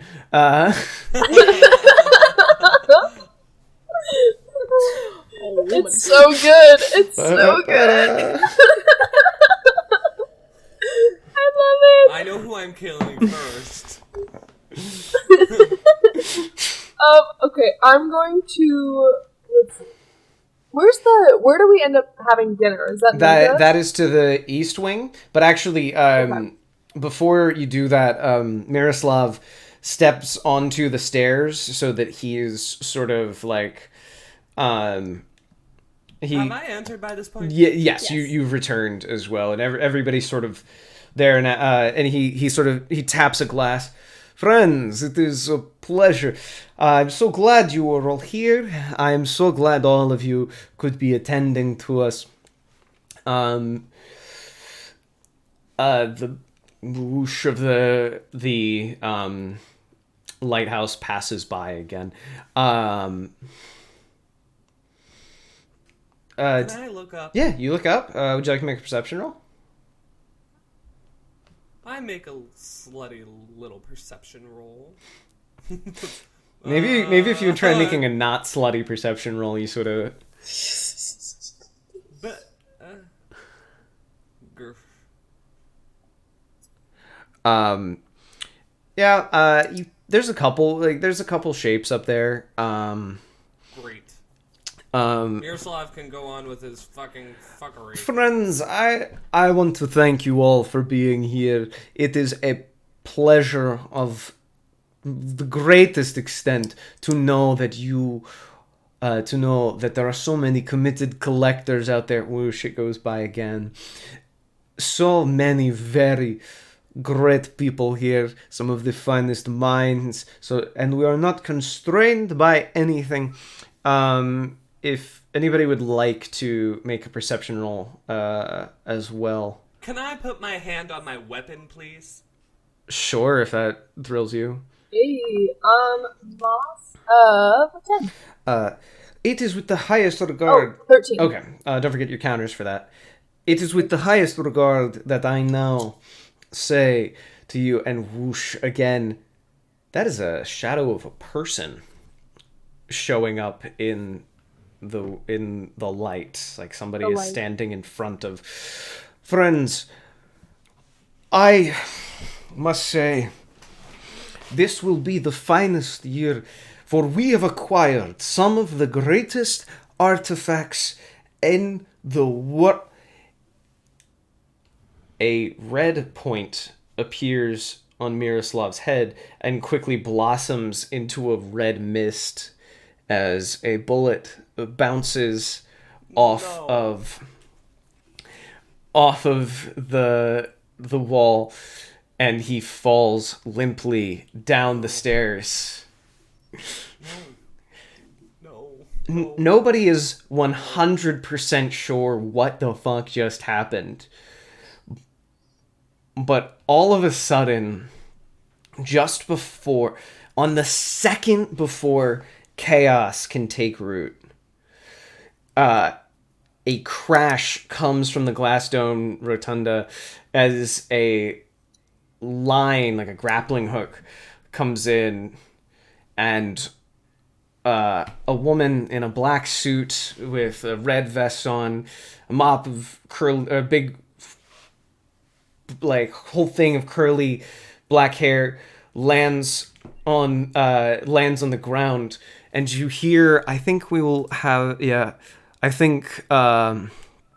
Pray Faithfully, just in the door to the exit, just goes, "Great Father, is that Brooke Gaines?" And in that second, two servants rush up to her to try to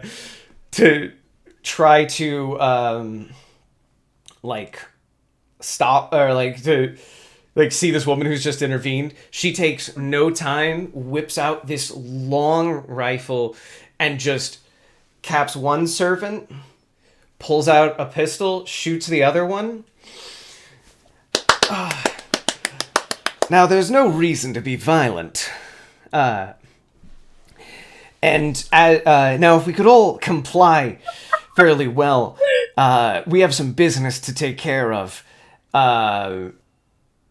As she speaks, probably about 10 guys with muskets, armed, former Kalendon slaves come charging into the...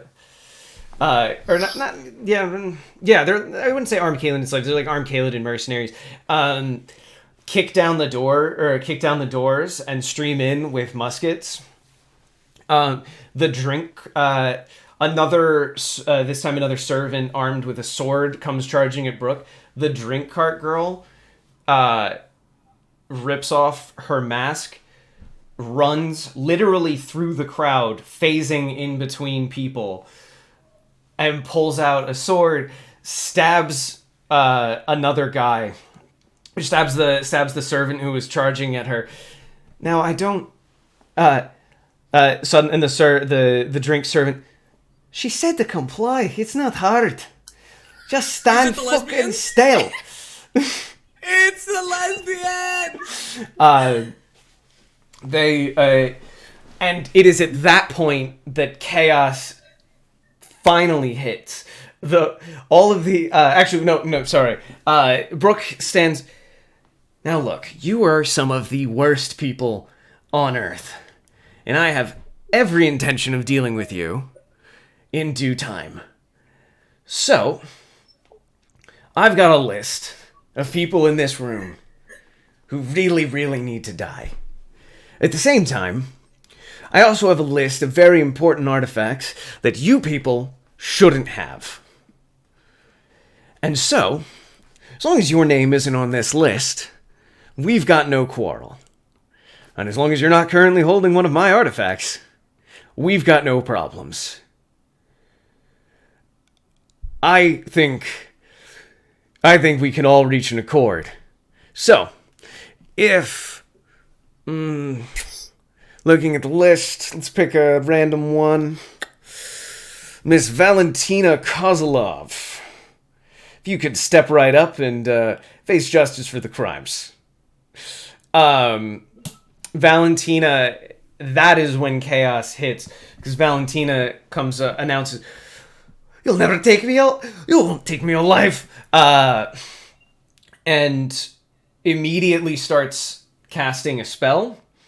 Everyone else in the room, I'm going to need dex or might checks from all of you, because fear has just been dropped. Fear. Oh, that's a success. That's a success of 14. Okay. So, Deacon, I'm assuming that is a fail? Can I? Yeah, I wanna do something. Yeah. You'd like to try to specialize your way out of this? Yeah. I can intimidate. Sure. Intimidate works. Intimidate works? Yeah. Okay, it feels better. D6? Hey, there Nice, you go. okay. 13. Yeah, that's 13. So, as you, as sort of unarmed servants start to panic, and more guards that you didn't see previously start to stream out, people are pushing their way around, but you groups, Caitlin, what did you roll, might? Dex? Okay, so you're just weaving. You are a leaf on the wind, whereas AS, you are just like this is like a martial art only known to Fessipton, of just like when you're in a dense crowd, you're just like, wah, wah, wah. Like for mall walk, sort of. Yeah, just like you're moving like somebody's trying to get on the subway, and you're just like, nope, as the crowd is starting to push their way around, and Deacon, you've just just kind of like rooted yourself in and are just radiating an aura of menace that you didn't know you still had.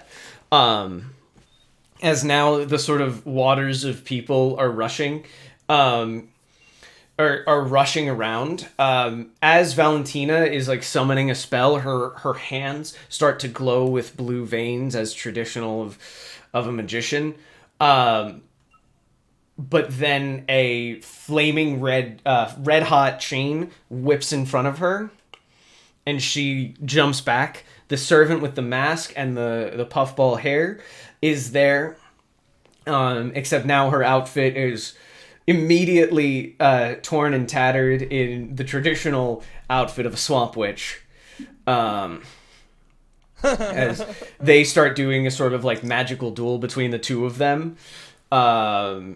But they are displaying power on like a higher level, as they are like, Valentina is throwing like force at the magician, the swamp witch. The swamp witch is whipping her chains like around in some kind of like sick ballet. The majority of the crowd seems to be heading towards the banquet hall. Do you follow the crowd, or do you? I would try to find Bria. How do you say it? Bria. Mm-hmm. I would try to find her and kind of make sure she's good while I'm... Okay. Perception roll? Sure. Okay.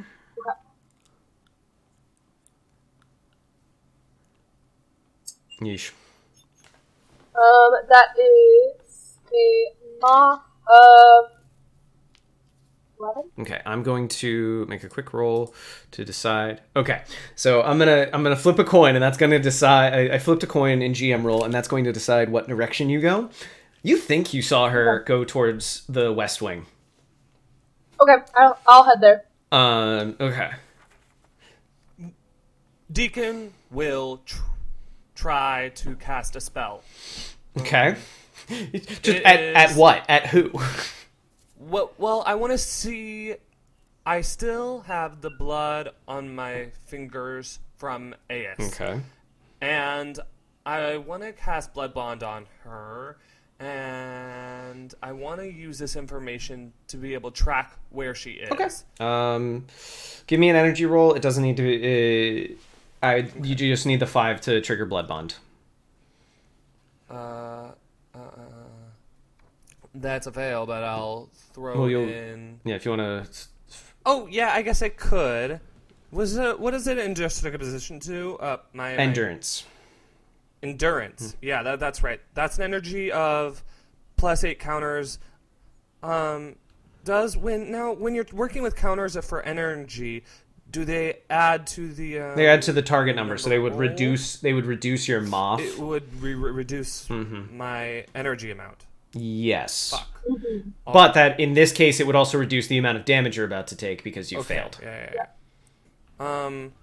Okay. I actually, instead of rather than taking damage, I wanna do something I haven't done before, and I want to roll try to get under my energy so I don't take damage. Succeed in a source roll. Go nuts. Yeah. I'll do a D6 for prayer. Okay. If that's alright. Yeah. D6 for Fair game. that. 44. That's doubles. Yeah, 44. That's doubles, so that's under. So it is under your endurance. Yes. So wait. Yes. Wait. But wait. Sorry. It's a moth of 1. Wait, endurance. But it would have succeeded, right? What is your? It wouldn't have succeeded. You would have had a moth of 1. Because it's a moth of 1. Because 31 plus 12 is 43. Correct? Correct. 43, so it's moth of 1, so it's a failed double. Okay. So by that regard, you have accumulated 1 energy. I am going... If it's a waste of a turn and a specialty, and we need I'm to going move to say on, this. move You on. can cast... I think you can cast the spell. You can cast Blood Bond. But Okay. it is going to be spotty and there is no guarantee that it's going to lead you in the correct direction every time. Okay. Yeah, that's fine. Yeah, so you see blood crusted on his hands. It seeps into his fingers and starts to glow. And so AS, where do you go? I'm contemplating going outside into the back garden. Okay. Or trying to use Sate and just go to the top atrium. I say fucking top. Let's get crazy. Okay, I'll give it a shot. Okay, so I have the energy from my battery. Mm-hmm. So I don't need to make a solar storm. So yeah, you just need deduct. Trying to decide how tall this atrium is. Take call it 10. 10? 10 energy. No, yeah, 10 energy. Fuck it. Okay. And then, because it's the first half of my translational spell is what I kind of have in mind. So that's your. It's in my grimoire, Yes. and it's happening to me, so I don't need to roll. Correct. All right, then I go up there. So you immediately poof yourself out, and you reform in the top up there. Oh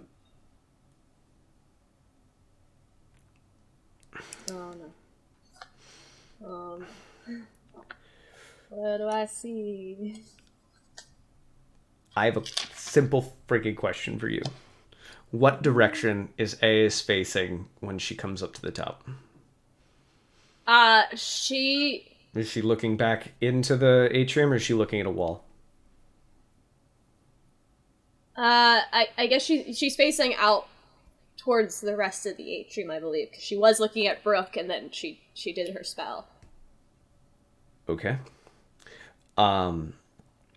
You poof yourself up to the top of the atrium, and you now look down at the chaos that's unfolding, the sort of magician battle that's occurring.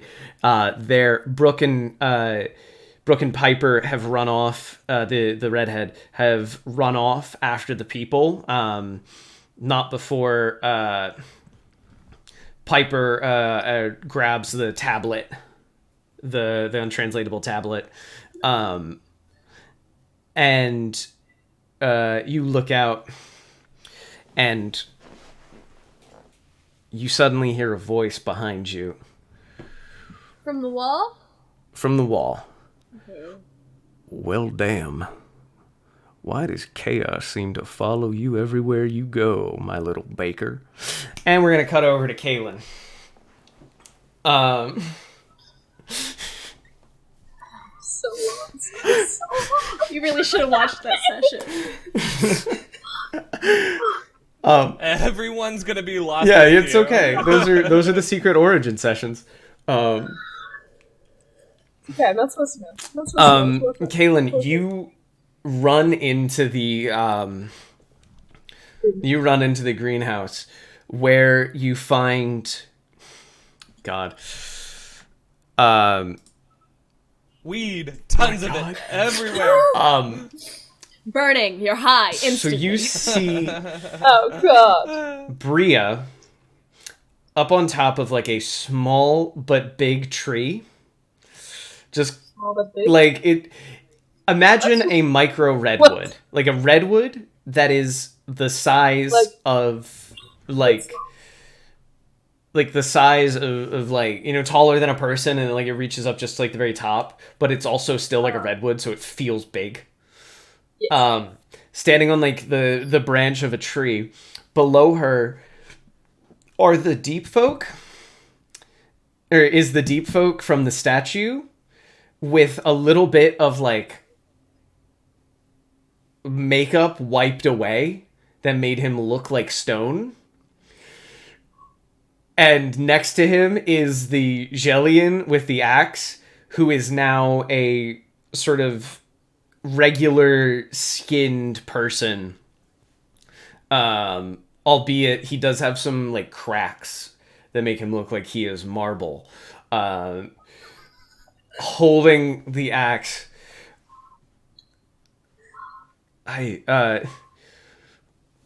Please, Miss Roma, we know what you've done. This is the deep folk speaking. We know what you've done. Just come down. There's nowhere else for you to run. Now, Am I under the impression that they're with Brooke or against? there, yeah, you get the impression they're very much. The guy with the axe is like tossing it, and he's like, I really don't want to chop down this tree. I could just climb up there and get her. I could just get right up there. No, we don't need to. We don't need to scare her. If she just comes down and accepts her crimes, we can give her a fair trial. We don't need... Fucking knew she did something. The blessed Father already judges everyone. The Great Father already judged everyone below. We can... Just give me a second, and she can face her eternal true judgment. Is that... Do I see that snapping hair branch It's trap? yeah, they're kind. Is it near them? It would take all you. Yeah, probably. Can I, using my glaive, try to knock them into it?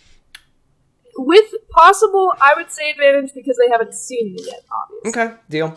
All right, so we're gonna count that as a sneak attack, and so what that means is... Is this stunting because I'm using the environment? Yes, you are. So that is a Oh my tier god, 2 you stunt. are trying so hard. Hey, That's the whole play- point!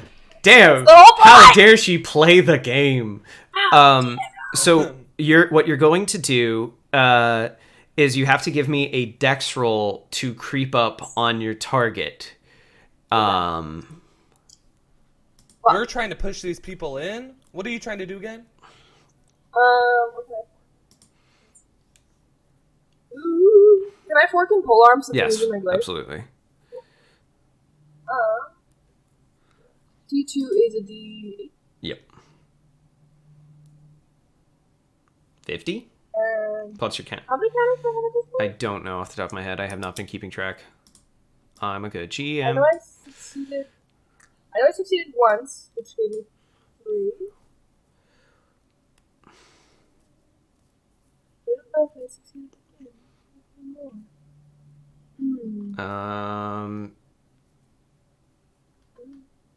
That would be if I only have the 3, that would be a moth 1.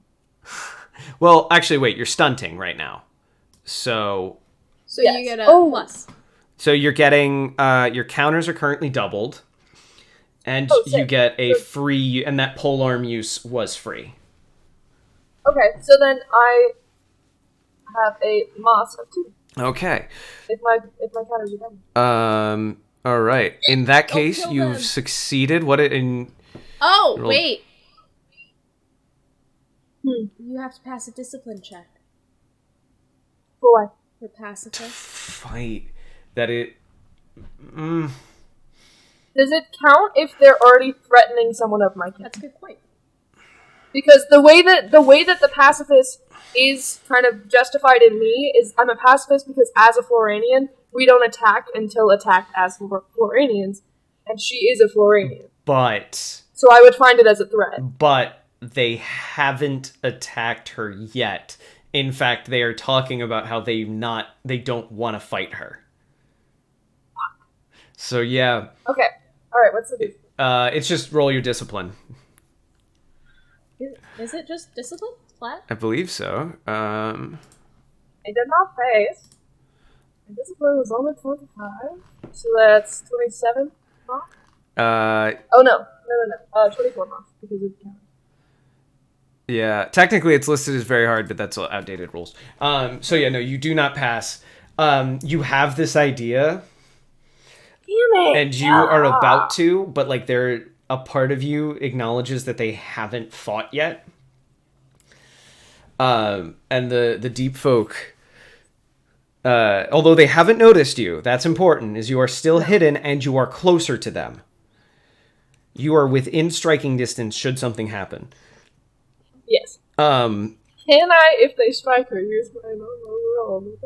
Yes, I would allow that. But I won. Bri- I'm not even gonna acknowledge her because she might get me. okay. Bria. I'm just gonna kind of observe and see what I'm gonna see. I would pause purely off of curiosity of information, Okay. as I don't know much about her. Bria, please just come down. And then finally, Bria pulls out a small item in her hand, and her bark glows with bright red veins. I didn't want to have to do this, but you're forcing my hand. And she pulls out like the small leather sack, claps it. All of a sudden, the tree that Grieta was in here. She's not currently here, for sanity's sake. The tree bursts into flames that she's standing on, and she dives into like the conflagration of bark and stuff. And then bursting out of the tree are three flaming... Imagine, if you would, how does one describe? I'm trying to think. What the fuck? What the fuck could this be? I'm trying to see how I would quickly describe this. Some type of fire fucking. He's stress turning beast? red right now. I Yeah, you am. are My getting, mind like- is reeling. Yeah. I have like heat rash from stress. Good. This is the hell that Christian puts us in. If you're watching this, this is what Christian does to us every week. Bright red, glowing. They're not unlike bulls, but instead of horns, they have these like spinning saw blades that just are like embedded in their heads and are just running full time. Their bodies are huge, and instead of feet, they have like lion's claws, and they leap out of this burning tree that she dove herself into. And I need to roll really quickly for Belil and the other guy. Oh, that's my boy. That's my sons. So Belil sees the thing coming and like is able to tuck and roll out of the way. Gideon, the other guy, dives low and swings under with his axe, and the bull sort of lets out like this infernal roar that like sends your ears ringing. The last bull, Kaylin, is headed towards you. Why? I'm not doing anything. Give me a dex roll, please. Okay. Or alternatively, you could make that could be a might or an endurance roll if you just wanted to try to stonewall it. Well, if it's a minor endurance, it wouldn't pass. But if it's a dex, no. All right, then it's a dex. It's a dex. You Moss of 12. okay? Quick You math. tuck in. You roll to the side, and these two guys suddenly become aware of you. How long? I thought she was just a plant. What? I don't. That's weird. I get that a lot. And then the man with the axe, his attention is suddenly pulled away as a bull like charges into him, knocking, like flipping him over. The deep folk identified as Belil. We should do something about these. As the bulls are now like running around in this greenhouse, just ripping and tearing their way through. So I have this question for you, Kaylin. Advantage or damage? All right. You currently have how many counters? 3? Okay. All right. And roll it up.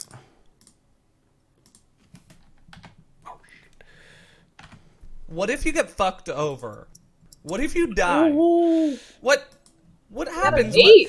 Okay, you get you now have 4 counters as the bull charges, and you like just kind of step over the bull like you're Andre the Giant stepping into the ring. Just whoop. We're gonna cut over to AS for a second. Oh. Actually, no, we're gonna cut over to Deacon. So your tracking spell tells you that she is. Well, actually, where did Deacon go? He cast that blood bond, and then he's. I'm in the center of the Okay. atrium. So You said that there was a liquor cart, correct? Yes. I have a couple questions. Where's Miroslav? Miroslav, the corpse, Dead? on the. He's a Yeah. a corpse. Yeah, that's right. Yeah. That's right. Where is it? Dead. So Hell. okay. Is there a lit candle around me? Just give me a cog check. Give me a cog check to establish this. Okay. I should mention Some fire. I want a thing that can light Yeah. fire. roll cog. Doubles. Hey! Yeah, there's a couple candles around. They're just kind of like up on the wall. Okay. I will slowly walk calmly in the midst of this chaos over to the candle, take it off, walk over to the broken liquor cart, and it's what does it It's look just like a Is it big? Is it trolley. small? It's like a trolley you'd see in trolley? like a dessert cart, but it's got That's good. alcohol, That- tea, that- coffee, stuff like that. Okay, I will pour a little liquor on the cart, on the cart, and I will toss the candle onto the cart, and I will say, There's now a let flaming. the cleanse, and I will push it into a crowd of people. I will say that the crowd of people has already left this area.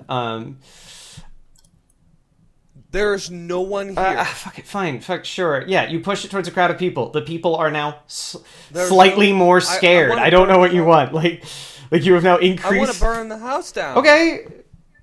People aren't as flammable as like curtains, but all right, I'll give you this. Yeah, you push it towards the crowd of people that are already actively fleeing the room. I'm gonna roll for the dexterity of the cart. Describe this.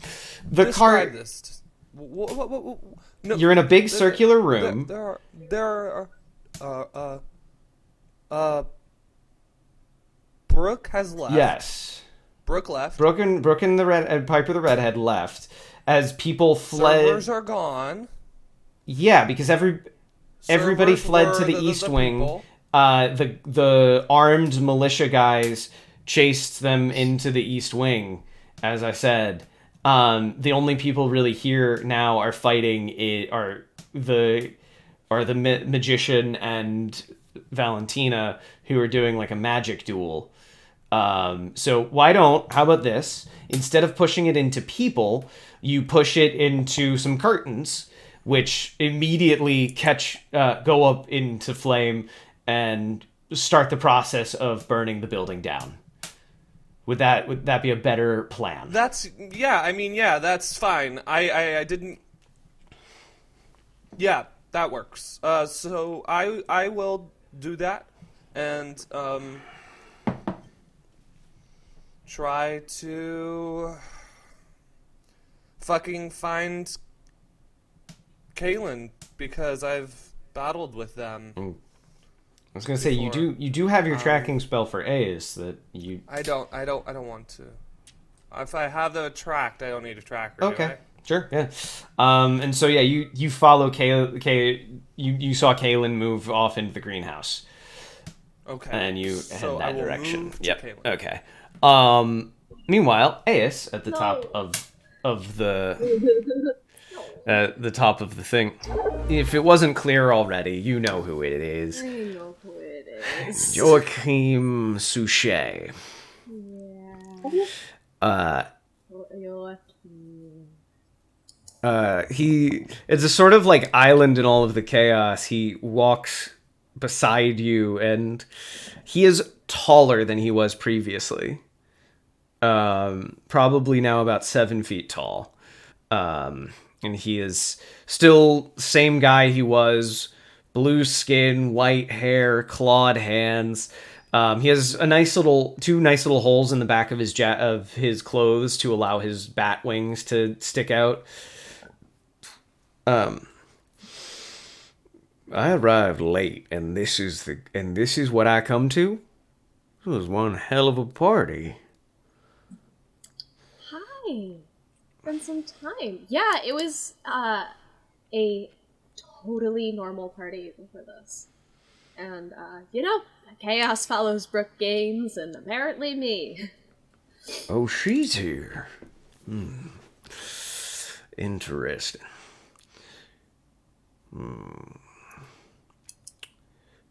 What brings you here late?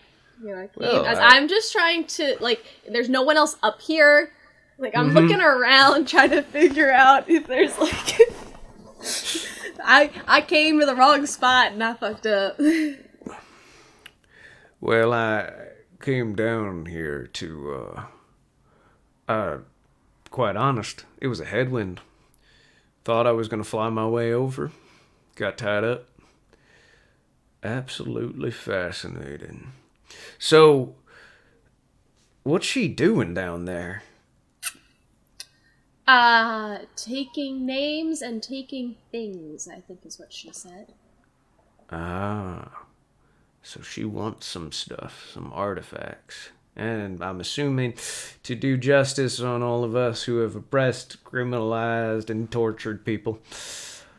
I don't know. I was just excited to be here, and now it seems like the sad party's run short.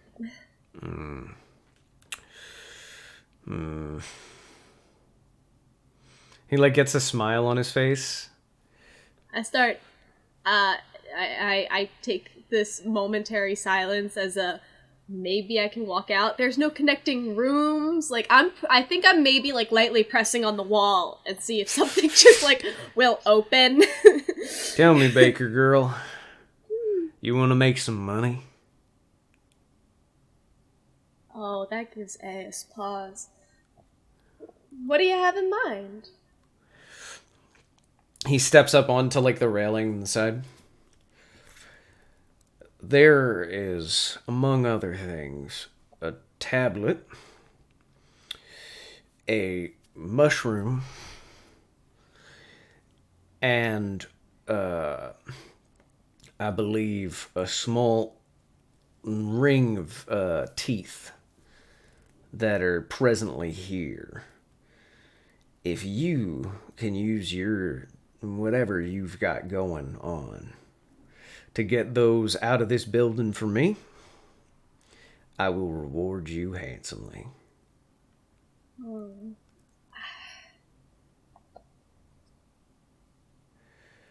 On the other, so what have you? You find to work with a heretic, murderer, lunatic, psychopath one more time. I will not make a firm deal, but I can probably do my best.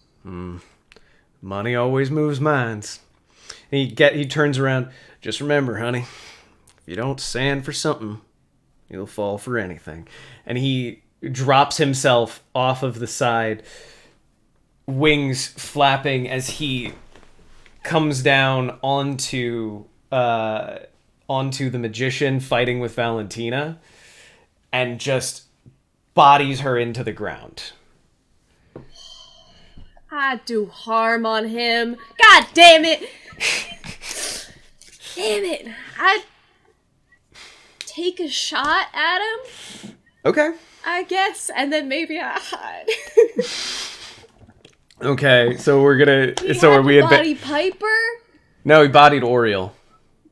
Piper ran with sh- Brooke into the thing. Well, if he did it to Oriel, I take off my shoe. And I turn it into a bomb. Like I did many years ago to protect this woman. Energy sets your damage that you could do. Energy says my damage I can do. So whatever amount of energy you put into it is the damage. I just need a form roll, and then I guess the other two first. A form roll? Can I do my form roll first? Sure. Okay. I've got the energy. Yep. That works. That does it. Okay. So that's a moss of 4 for the form. Okay.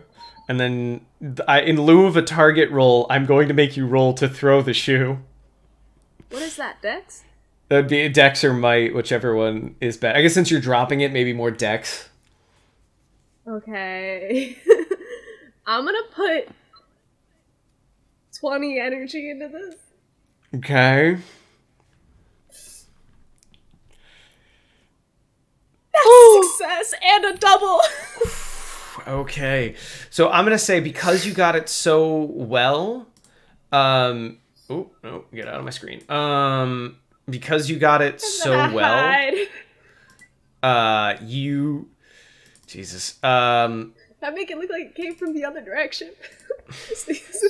Well, you get it to like fall like an airburst almost, so that the explosion hits just him and not Oriel. And I will also say because you critted on it, Or you got like a full success. How many counters do you have? I had none. Was I accumulating counters through that? No. I had none. You had none. Okay. In that case, I'm gonna say that hits his torso on an air burst. Do I break one of his wings? Do I break both of his wings? No. Instead, his clothes immediately catch fire, and he is distracted long enough by his clothes suddenly catching fire that he is able. He lets off Oriel with it. He did like your standard Iron Man landing, and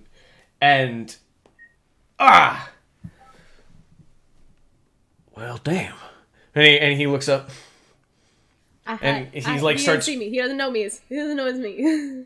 Oh no, that's fair because you did crit. And he looks, what in the Sam? And he starts ripping his clothes off. He's hot. Like, that's all I've got. He's buff as hell, like absolute specimen with creepy bat wings and blue skin.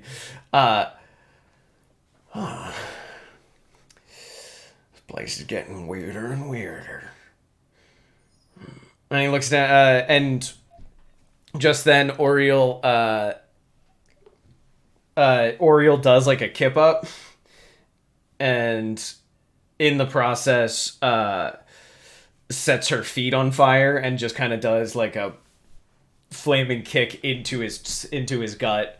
It's now a 3-way fight as Valentina I'm gonna cut away before we get a chance to do it, but Valentina starts going, "Oh my god, is that Joachim Suchet?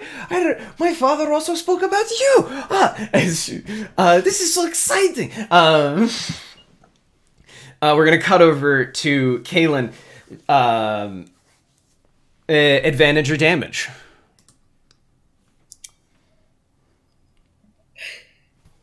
Let's try damage. Okay.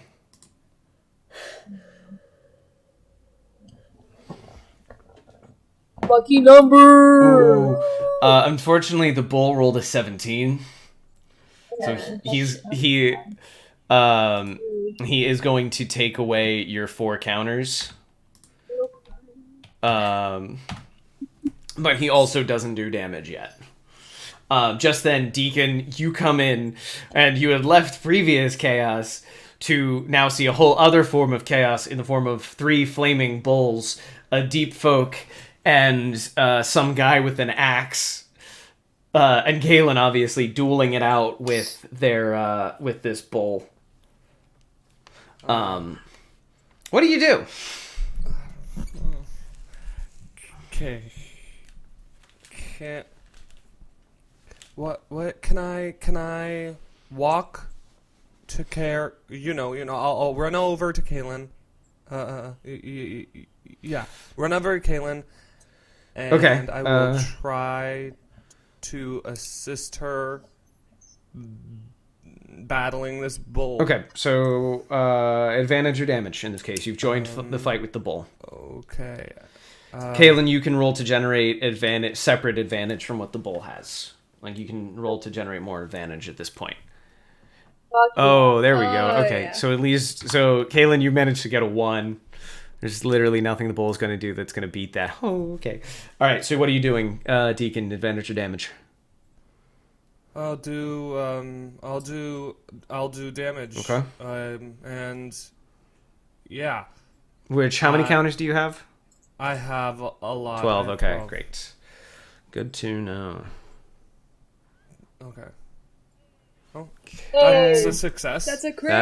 That's a crit yeah, too, so that's a crit.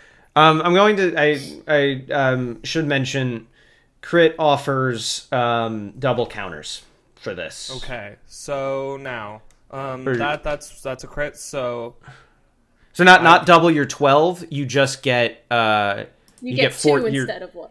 You get 14 in this case. I get 14 counters. Well, you're holding 14. Sorry, you got 2 have more. 14. Sorry, that's my Yeah, that poor was confusing. clarifications. You have 14 counters plus from the 2 that you got off your crit, Okay. which they're going to so go away it's- now that your damage is going through. So I have a question. Yes. I don't get counters in relation to how much my modification is on my dexterity. No, because we're in combat. Even if I'm using a dexterity weapon. No, you get your weapons bonuses from that as well. So Okay. no, yeah. So Okay. since you're rolling damage, So- do calculate your damage as your counters plus your weapon plus. Do you want to walk me through that so I can do it right? Yes. So Okay. I don't know what your weapon is. So you're gonna sound off. We're gonna say a number. I'll take it out. Satoxi, which is a beautiful crystal pair of scissors, and it is a plus 20 to hit. We already hit. And then it's a dexterity damage plus 9. So damage. My damage dice is a D4. So you have 9 plus your D4 plus your 14 Okay. plus 23 plus yeah 25. 25. Can I get... okay. Everybody did the math. So I need to quickly pull out a calculator real fast. Okay. Do I finish this bowl off? So, well, I was gonna ask you. Do you go? Where do you go? Where do you attack on the bull? Since you critted, you can pick.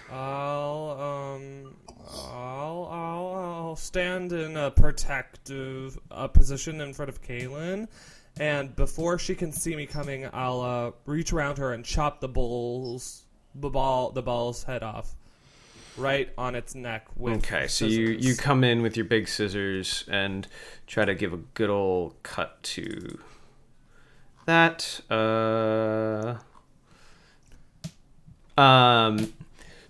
So you I lose all my counters, and yes, your 14 counters are cashed in. You are back to 0.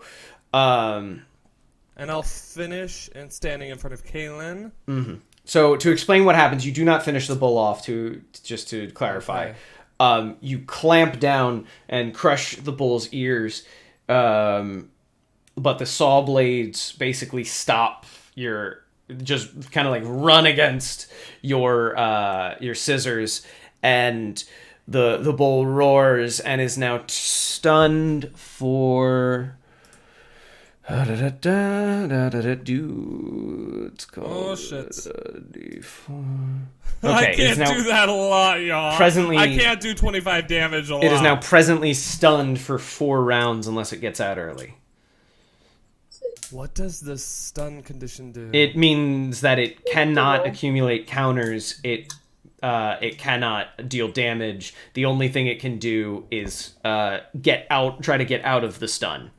So it's going to roll endurance, which admittedly is very high for this monster. And it is going to stop it. And so it's going to try to get itself out. Have we gathered attention from this? I mean, the other 2 people are currently fighting their own bulls. Okay, great.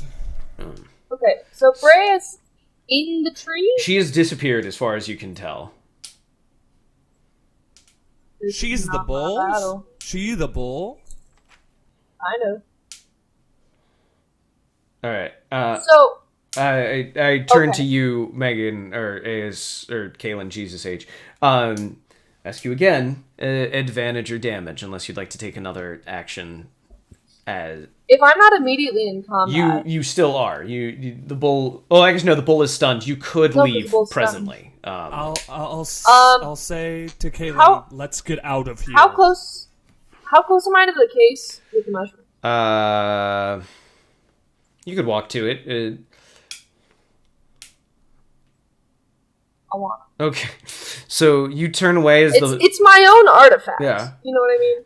as the bull starts to like loll its head, as it's like you break out of combat and step over to the artifact, or to the mushrooms. You can lift the case. There's no alarms or anything like that. And then all of a sudden you hear the bull is back. I've got that secret compartment in my glaive. Can I put him in there? Sure. Kaylin or Deacon, did you leave the bowl? No, I was trying to go with Kaylin, and then Kaylin left, and then now the bull's back. Well, the bull woke up. It broke. It rolled. It's unstunned. Kaylin left, and the bull took its stun check, or it took its endurance roll to overcome the stun and passed it. Yeah, Did you leave with? Did you follow Kaylin when she broke away? What I did was I said, Kaylin, let's get out of here. Okay. And I walked over to the case and grabbed the mushroom. And that's within sight, so I guess I can follow her. If In that's that case, right? Deacon, advantage or damage. Advantage. I don't want to be in combat, so if there's a way to not engage with this bull, I would try to try to do that. Okay. So you could make And a it's- you can make a dexterity check to. Actually, no. There really is. You have to immobilize it, stun it, or kill it. And it's not stunned anymore. No, it is no longer No. stunned. Can I roll Dex to disengage the party from combat? Yes, you can. That is your right as a vigilante. Real quick, let's resolve this question with Deacon real fast, and then that can be your next action. Oh, that's terrible for advantage. Okay. Deacon, the bull with a 16 charges you to deal damage. It doesn't have it all it has are Kaylin's 5 counters, which are now spent. And Damage is it? I'm calculating that number right now. And it's gonna roll its damage die. Yeesh. Plus 5. So it rolled an 11 plus 5, giving it 16 plus its might. So 19 is the final total. I'll take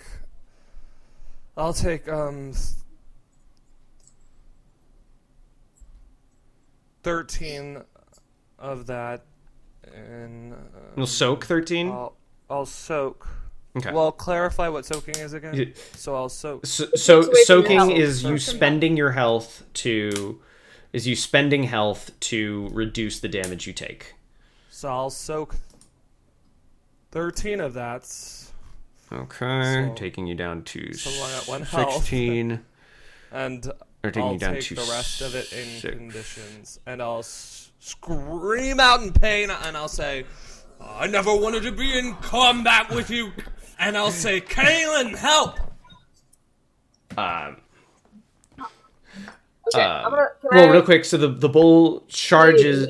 The bull charges Deacon, who puts his arm up to block, and the saw blades rend into his arm, and he is forced to drop his scissors, and is now considered disarmed. Anyway, now you are able to make a dex check to disengage the party. Run away from the wall. I can't fork anything. I don't know. Depends on what you have.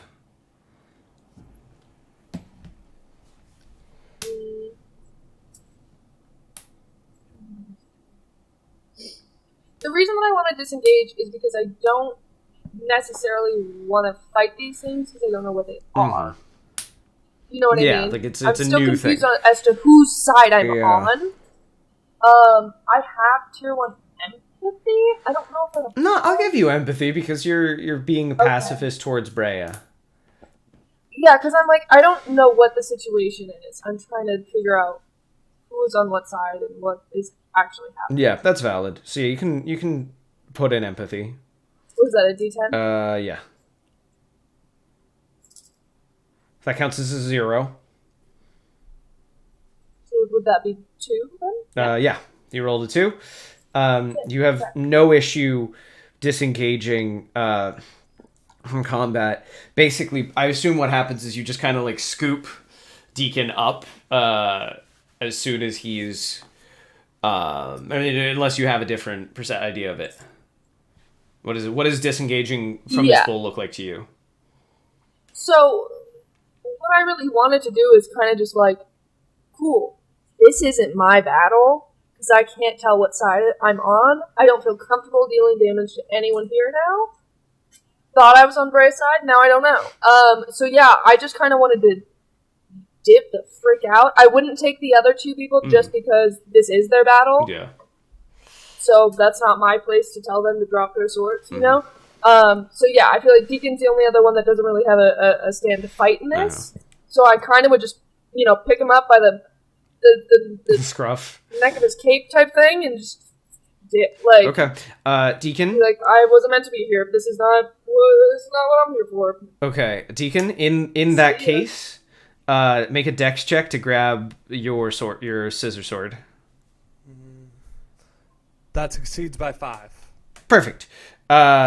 You scoop up your sword as Kaylin just pulls you right out of the situation.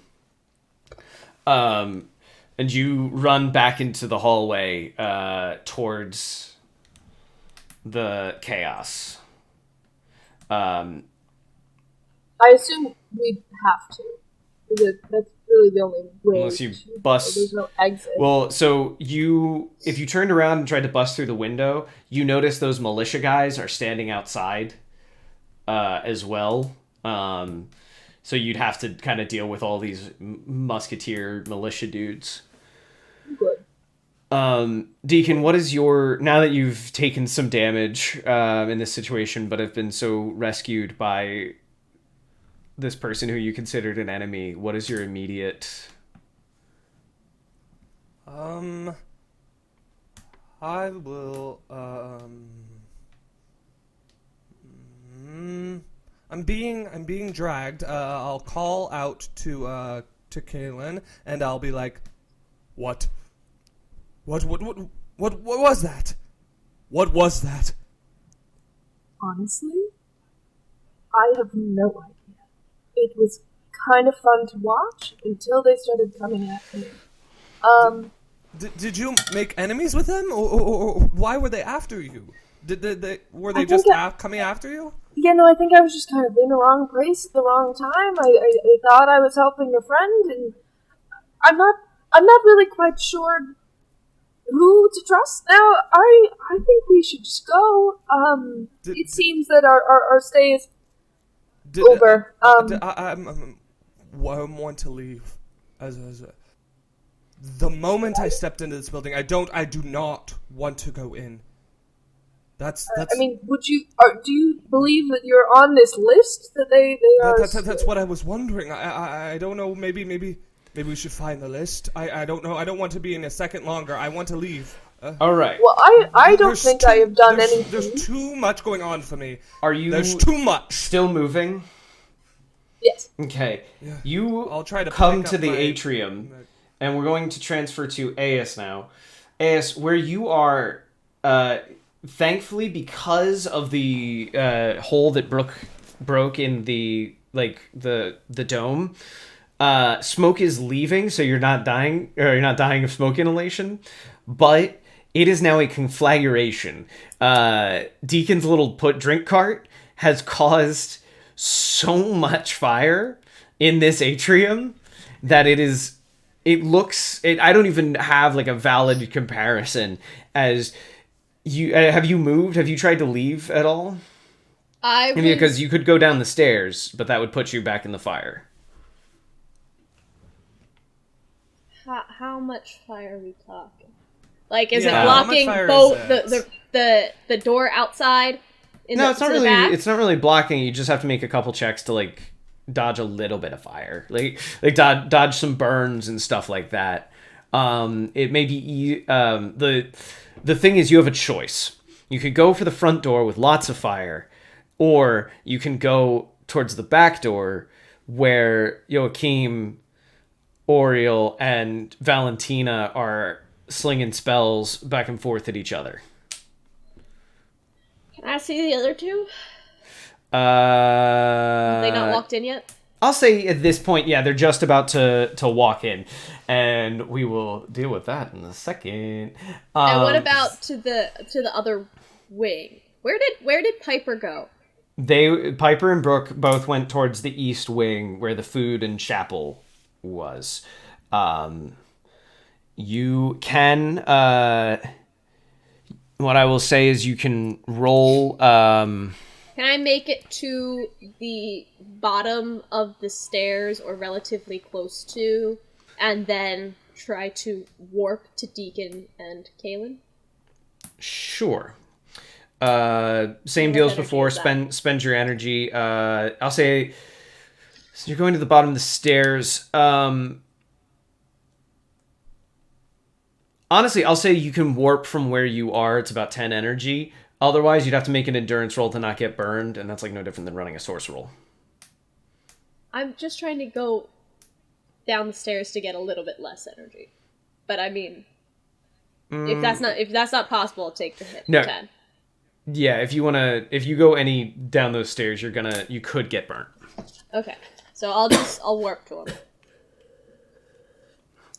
So, Deacon and Kaylin, you guys are coming through the doorway when all of a sudden, as you're charging down, just as you see the sort of smoke and fire and black fog, all of a sudden, Aes appears in a distortion in front of you. Hello. Hi! Both doors in here are blocked by fire and fighting, and we should go towards the banquet area. Yes, but also there's a ton more people there that are trying to kill everyone. So That's a good point. can I Do you even using know like why this is happening? Why? Why is this happening? Brooke's here. Kaylin, what's your Who is question? Brooke? so assuming what is the floor made of? Like granite, marble, like it's like black tiles. How can I see the exit physically? Yes. Okay, and that's kind of going with it. Never mind. Never mind. It's the exit we just came out of, right? Okay, with the No, to the front door. okay. Can I see the exit out of the front door? Like how much fire and all that? Like I didn't know if it was too smoky. It's not too smoky that you can't see. It's actually like one of the things, but if you come any closer, you will see the full room. The full atrium. The full atrium, yeah. If I walk any closer into the room. What? I don't. So right now you're in like just outside of the doorway. You can kind of make out where the front door should be. You can see you got a clear shot, but you will have to run through some fire. Yeah. But you're not fully in the atrium yet. What? As we're all moving, right? Or are we not? Well, we're deciding on a direction. When you Can you? Can I? What do we so pretty much you. To Aes? So just to clarify, if you run through this door, your choices are right, straight, left. Left takes you to the garden. Straight takes you to the banquet hall. Right takes you to the front door. Everyone has. But left is the people fighting Yes. magic. Straight is banquet hall. Right is it's just fire. Yes. Okay. Aes. Do you happen to know if you would be on this list of people? I don't think I am, since I'm not using I wasn't meant to be here, so I don't think I'd be on the list. But Cool. I was meant to be here, but I also don't think that I've made any enemies. So was I, and I have. What about? What am I supposed to do? get out. We have to go. We're going. Come on, we're going. So we and I'm should just just- pointing Maybe straight we should avoid. towards the banquet hall. I don't know. That room's not filled with fire. Has to lead outside eventually. All right. So this direction. I don't want to catch on fire. I made a plan. Yeah, I don't want you to catch on fire. I don't want to catch on fire. I guess I'd do the plan. Go I feel left? like I'm innocent. No, we go straight. You're gonna No, go I go left. straight. Why would you go towards the people throwing magic spells? Magic spells, but they're not the people with the raging bull. Have you No. Have you seen Joachim yet? No. No, Yeah, I haven't Deacon seen So then, No. no. anything. I Deacon does not know shit. Deacon, you don't want to go out there. we're gonna go this way. You're gonna have to trust me. You're gonna have to trust You're me. gonna. It's so you have fine. to It's walk fine. through. Let's you have just to go walk where through they the haven't atrium. attacked me. Let's go. You have to walk through the atrium no matter what. Yeah, running. Deacon will. Cool. Okay. I'm running. I'm like, booking head it we have to down. walk through Everybody, the fire, head that's- down. Okay. We're going. All right. Booking it straight. I'm a. I Looking it don't straight. want to. Deacon, I need you to make a perception roll. Head down. Head down. Head down. I need you to make a perception roll. The other two, I need you to make an endurance roll. That's terrible. That's terrible. Oh! You keep having me roll perception. I have a moss of 1. Hooray! No damage for you. No damage for Ace Yay. either. Deacon, what did you roll? I rolled terrible. Like, Uh, moff of like You're 32. 10, 12. Moff of a lot. That is so Moff of I'm in a building that's fucking Funny. on fire. Get us the fuck out. Mwah. I need you to roll endurance. Then you You successfully. No, that's a moff of 1. okay. Of 1. Do you want to take one energy damage, one fire damage? One. I'll like, take whatever. I have 1 damage right now, so I or 1 health, so I Okay. have to take condition. I Why take did a you 7 do condition. I took all that damage. Why? I took all of it. What did you expect? Why? The bull was Take a out there. condition. I was here to protect you. So Take in a this condition, situation, Dad. you will take you would in this situation where you in combat, you would take a -10 to your dexterity. Clarify to as- Grant Yes. what is happening. So you are Why am I running rolling? into the atrium that is filled with flames Fire. Yes. that you started. yes. That you then are having to deal with flames licking at your head and body and hands. Okay. And so the two who made an endurance roll made it through the flames without issue. You failed your endurance by a moff of 1, Okay. and so you take. That's taking, all that's happening. That's- It's just fire damage. Yep, Yeah. your flames Great. blister your hands a little bit. It is negligible, so you just have a small blistered hand condition. You Great. also had to roll perception to see whether or not you noticed the people Yes. fighting. Yes. Um, Okay.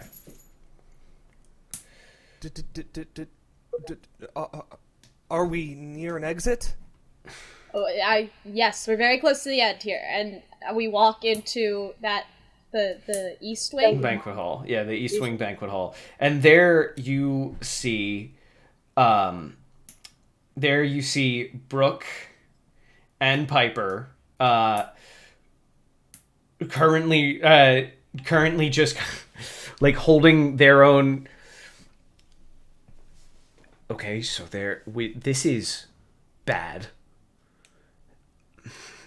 Yes, this is very bad.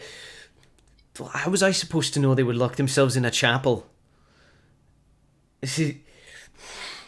Look, I can go in there and I can just get them, but there might be traps. Can we leave? Can we go? Can we go? I'm like talking to the group. And Piper is holding the indecipherable tablet. Let's get out of here. If we just Is there a door in this room? exit? Yeah. No, there's way upstairs, and there is the way into the chapel. Or you could jump out a window and Upstairs is the hall, yeah, right? and take it up with the big hall? militia that's currently keeping you inside. There's a militia outside Yeah. of the window. Yeah, like outside in the rain. We can see them. So we're fucked. Yeah. We're fucked. No. We're really. So our choice is either, because we can't get into the chapel because they've barred themselves in. Our choice is basically to go into the banquet hall or stay here in the hall. Yeah. You hear Brooke arguing. It's like, well, we're not gonna burn them. Of course we're not gonna burn them. I'm hiding behind Kaylin. Like, some of those people are innocent and fine. Like, we could... Hi, big fan. Me? Can I help you? I'm like, Aes is I was gonna do the bright same red. thing. Hi, can I help you? Let me just roll real quick on this for Brooke. I'm gonna be honest. I'm Aes. This is Kaylin. And we're both pacifists, and we're a little bit confused, and we're just trying not to hurt anyone or get hurt. And I'm just trying to figure out what's going on. Can I help you? You were at the party, Yes. and Someone want- gave me their invitation. Deacon, give me a dex roll, Deacon, to stay. Actually, I'll give you, yeah, Whatever you want from dis, Stay hidden. stay hidden behind. I'm discipline. Yeah, just like you are tree limb. Okay. That's a lucky number. Hey. That's a 69 lucky number. Okay, Deacon stays hidden. Thank God. Thursia. Thank Thursia. Are you? How did you dodged the original? And she's confused, and as like sort of the flames crack. Hey, fire's coming. Looking to get out. We kind of got. Is that way out? Is there an issue there? Are you trying to kill us? Because if you're trying to kill us, we don't really want to hurt you. I'm actually big I'm kind of real fan. confused. Big fan.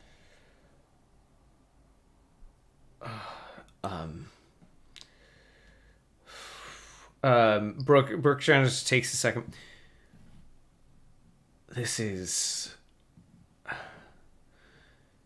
She like looks at you, and there's like this. It's like. Imagine somebody is looking at like. The way that somebody looks like a magic eye painting. Both Brooke and Piper are like. What? There's fire crackling. She's a tree. We got it. I'm literally made of wood. And they like are like trying to push through something, but like something is wrong. It's like they're trying to look at you and they can't. All of a sudden, there's a crash from the chapel, and you can see Grita, Gita, Treka, and Jessica are charging the militia outside. As they're like just booking it over there. It's like, I don't. And all of a sudden it's like, oh, damn it, why is this not working? And they run after them, unable to perceive, or like just kind of like that, like in this way of like barely acknowledged us. Yeah, like they looked at you, but like something was wrong. What? I look at What Kaylin. the So I fuck see is Kaylin. going on? I have a theory. Kayla, do you voice this theory in this moment? Yes. So, do you remember the strange man that touched both of our hands? Yeah. Maybe, I don't know, it was kind of weird that he asked to touch us. Maybe he did something, I'm not quite sure. Can I sense on myself if any magic has been done at this point? If I tune in? Yeah, you actually can. You can use your supernatural sense. And I hate to word it this way, but don't we both have magical denial? that's true, you do. It can be overcome. I mean, at this stage, I will let you know, this is not simple magic, Kaylin. Have they left? This is bigger. Well, We have not told you. I don't No, even we know. Brooke books it out. Actually, no, Brooke doesn't leave the room. She posts up with her rifle and starts taking shots while Piper phases through the wall and chases after them. Does she drop the tablet? Don't. Tablet does not travel through the wall and falls down next to Brooke. Does she acknowledge it? No. I go take it. I go pick it up calmly and carefully because I don't think that she knows I'm here.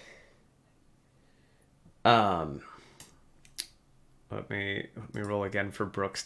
God damn it, girl! Why I split this two. You pick it up, and the second you do, you feel. I need you to make a discipline check.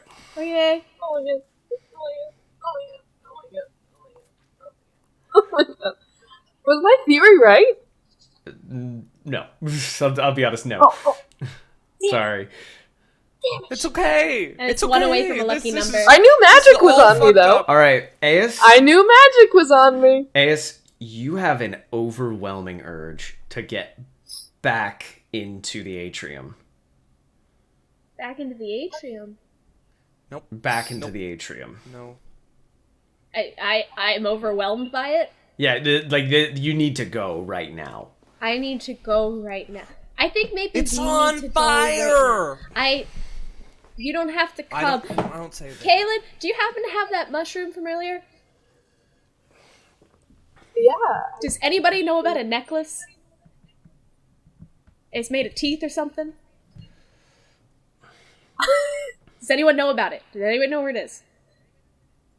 I haven't seen one. Ace, Okay. that atrium's so empty right now. It's so I'm going. cool. I'm You going. gotta go. Okay. Yes. It would be cool if we could find a necklace made of teeth. And I walk out there.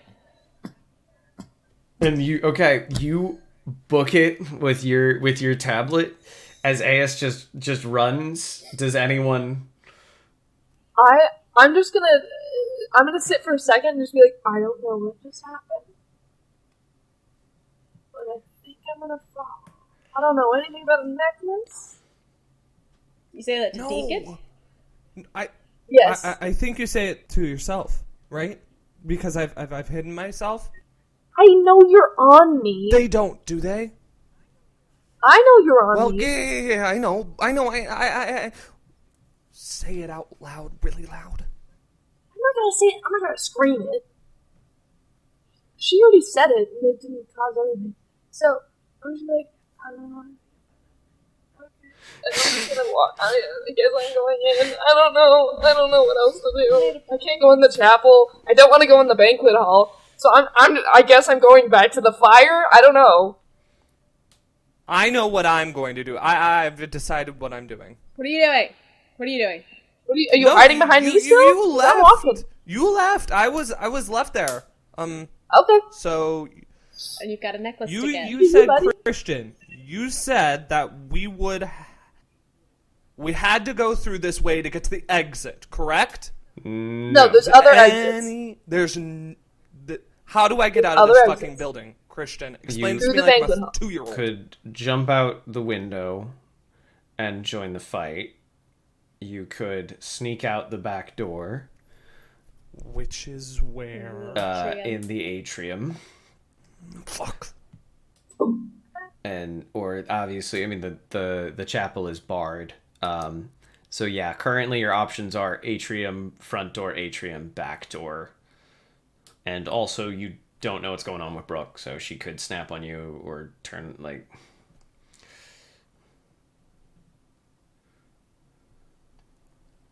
Fuck. And I'll turn around and I'll follow Kaylin and try to... That's my only way out. Okay. So, as you return to the atrium, AS, I need another dis roll.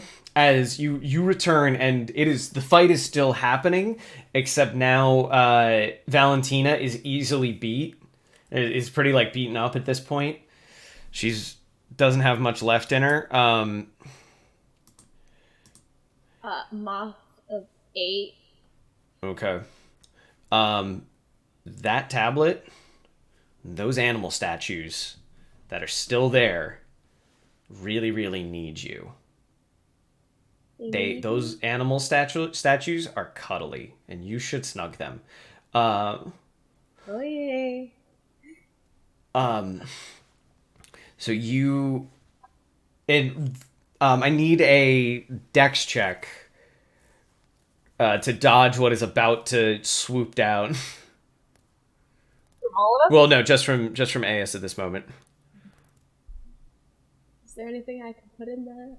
If you have some kind of thing that would help you dodge. I got space magic That's true. and physics. I would say space magic would be appropriate if you want to try to do a. I'm going to say in this case, since you're doing it under duress, I do need a form roll from you. Right? This would count as a spell. Okay. So what do you need from me? What? I need a knowledge roll to not.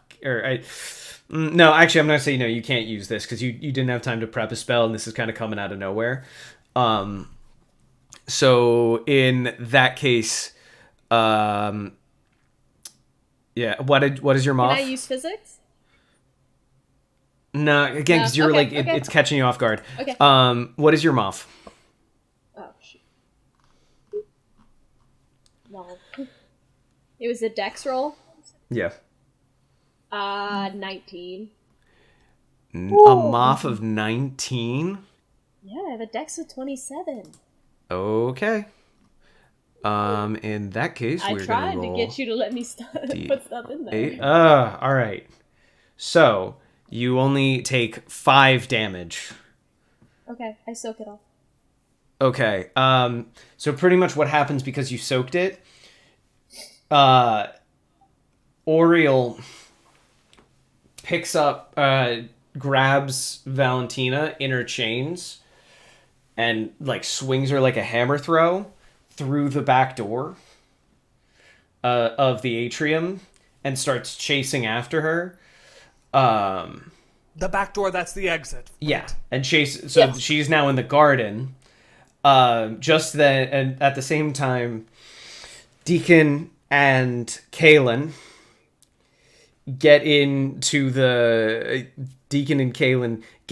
atrium just as Deacon, you see Joachim fly off after Oriel running out. I'm going for my cuddly friends, I guess. All right. At this point, you've made it. You slid underneath as you go running. The flames get hotter and hotter, and you, with the tablet, just kind of like push it into the statues, and everything goes white. For all of us? A ringing enters your ear. You are blinded. Everything is blank for you. Can we feel heat? No. All I of mean, us? you did. Actually, if anything, the heat has left at this stage. All of us. All of you. All 3 of you. Oh, fuck. You are completely blinded. You can make perception checks. Yeah. Yeah, I mean, I'll make Yeah. a perception. I don't see. Oh, that's a lucky number.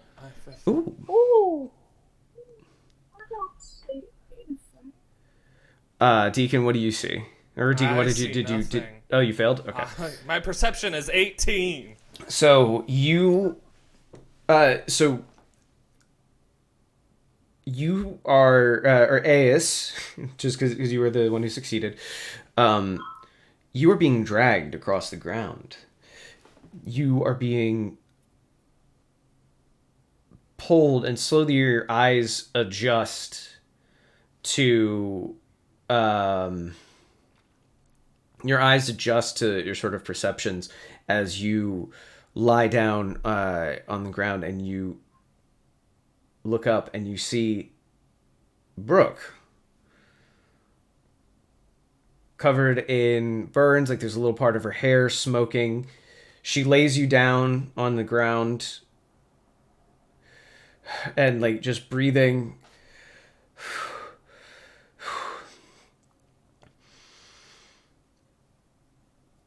Deal?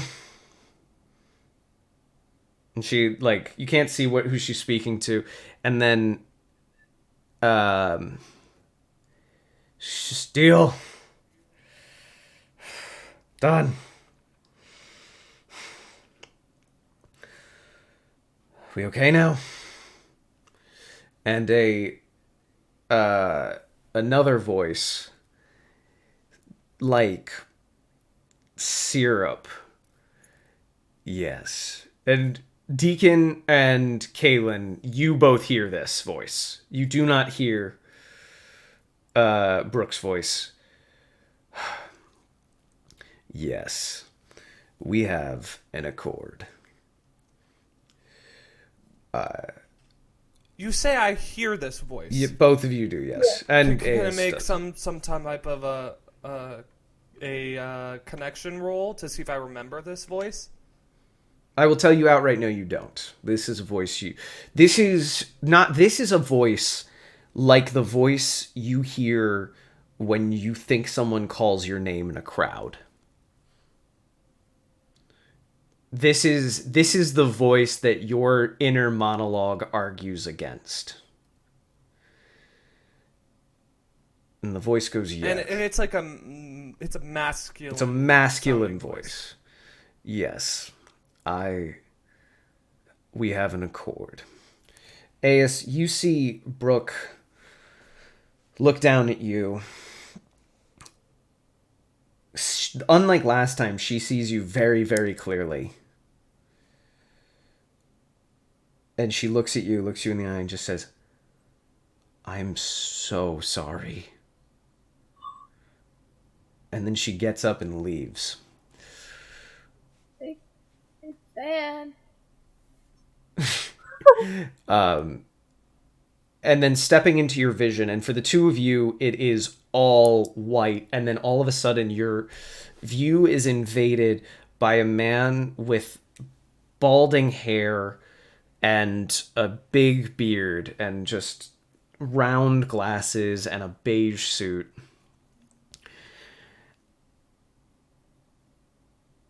Now, we will not speak again. But just know, I have use of you three. Yes? Tan suit? Gray suit? Beige. Beige. Same voice from before? Or Same not voice. Sam's Same voice. And I will say the suit does not look like any suit that is fashionable in this day and age. It looks like a good 100 years later.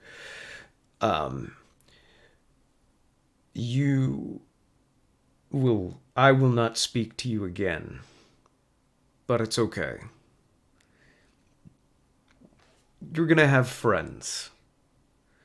Good friends. Can we speak? No. I'll try to speak. No, your mouth doesn't work. Actually, if anything, it's not that you can't speak. It's that as you open your mouth, words are somewhere else in your body. They're in the wrong spot. Yes? I try one word. Chaos. Actually,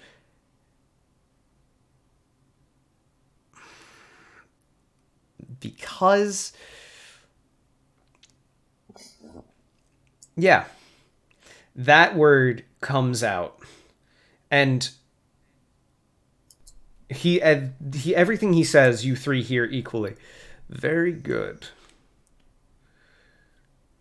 Are we in a room with each other? You do not see each other. You just see him standing over you. In the case of Kalen and Deacon, a white background. Can I see myself? Nope. You were. It is if you are laying on the ground. You're a void. You are in a void.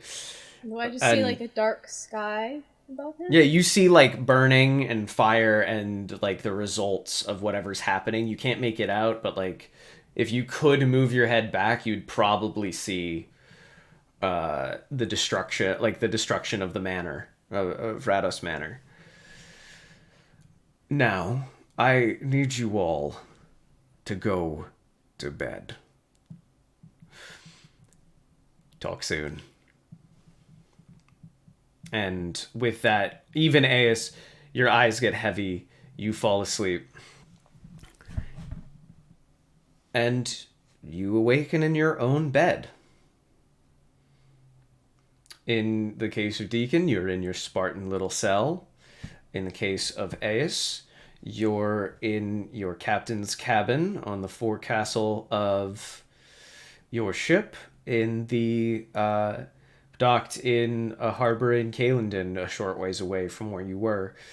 And Kalen, you wake up in your little embassy glade, having slept on a rock.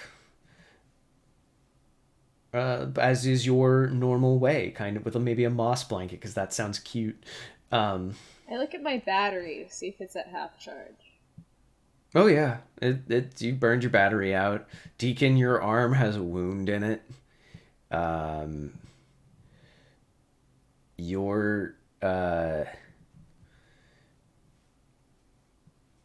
I still have the mushroom? Yeah, the mushroom's still in your staff. I'm going to ask for one more roll, and whoever gets the best moss or lowest moth, you are going to be the person we end on tonight. So It's a just the connection greatest roll. measure? Connection roll. Yeah, so it's not me, it's Deacon. It is Deacon.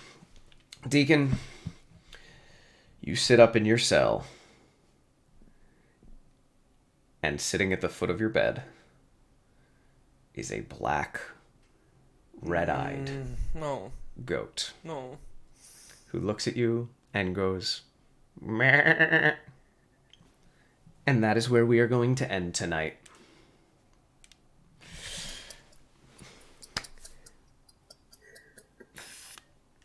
Thank you all for playing. Thank you all for watching. That has been the inaugural episode of Perpetual Players Menagerie of Fate.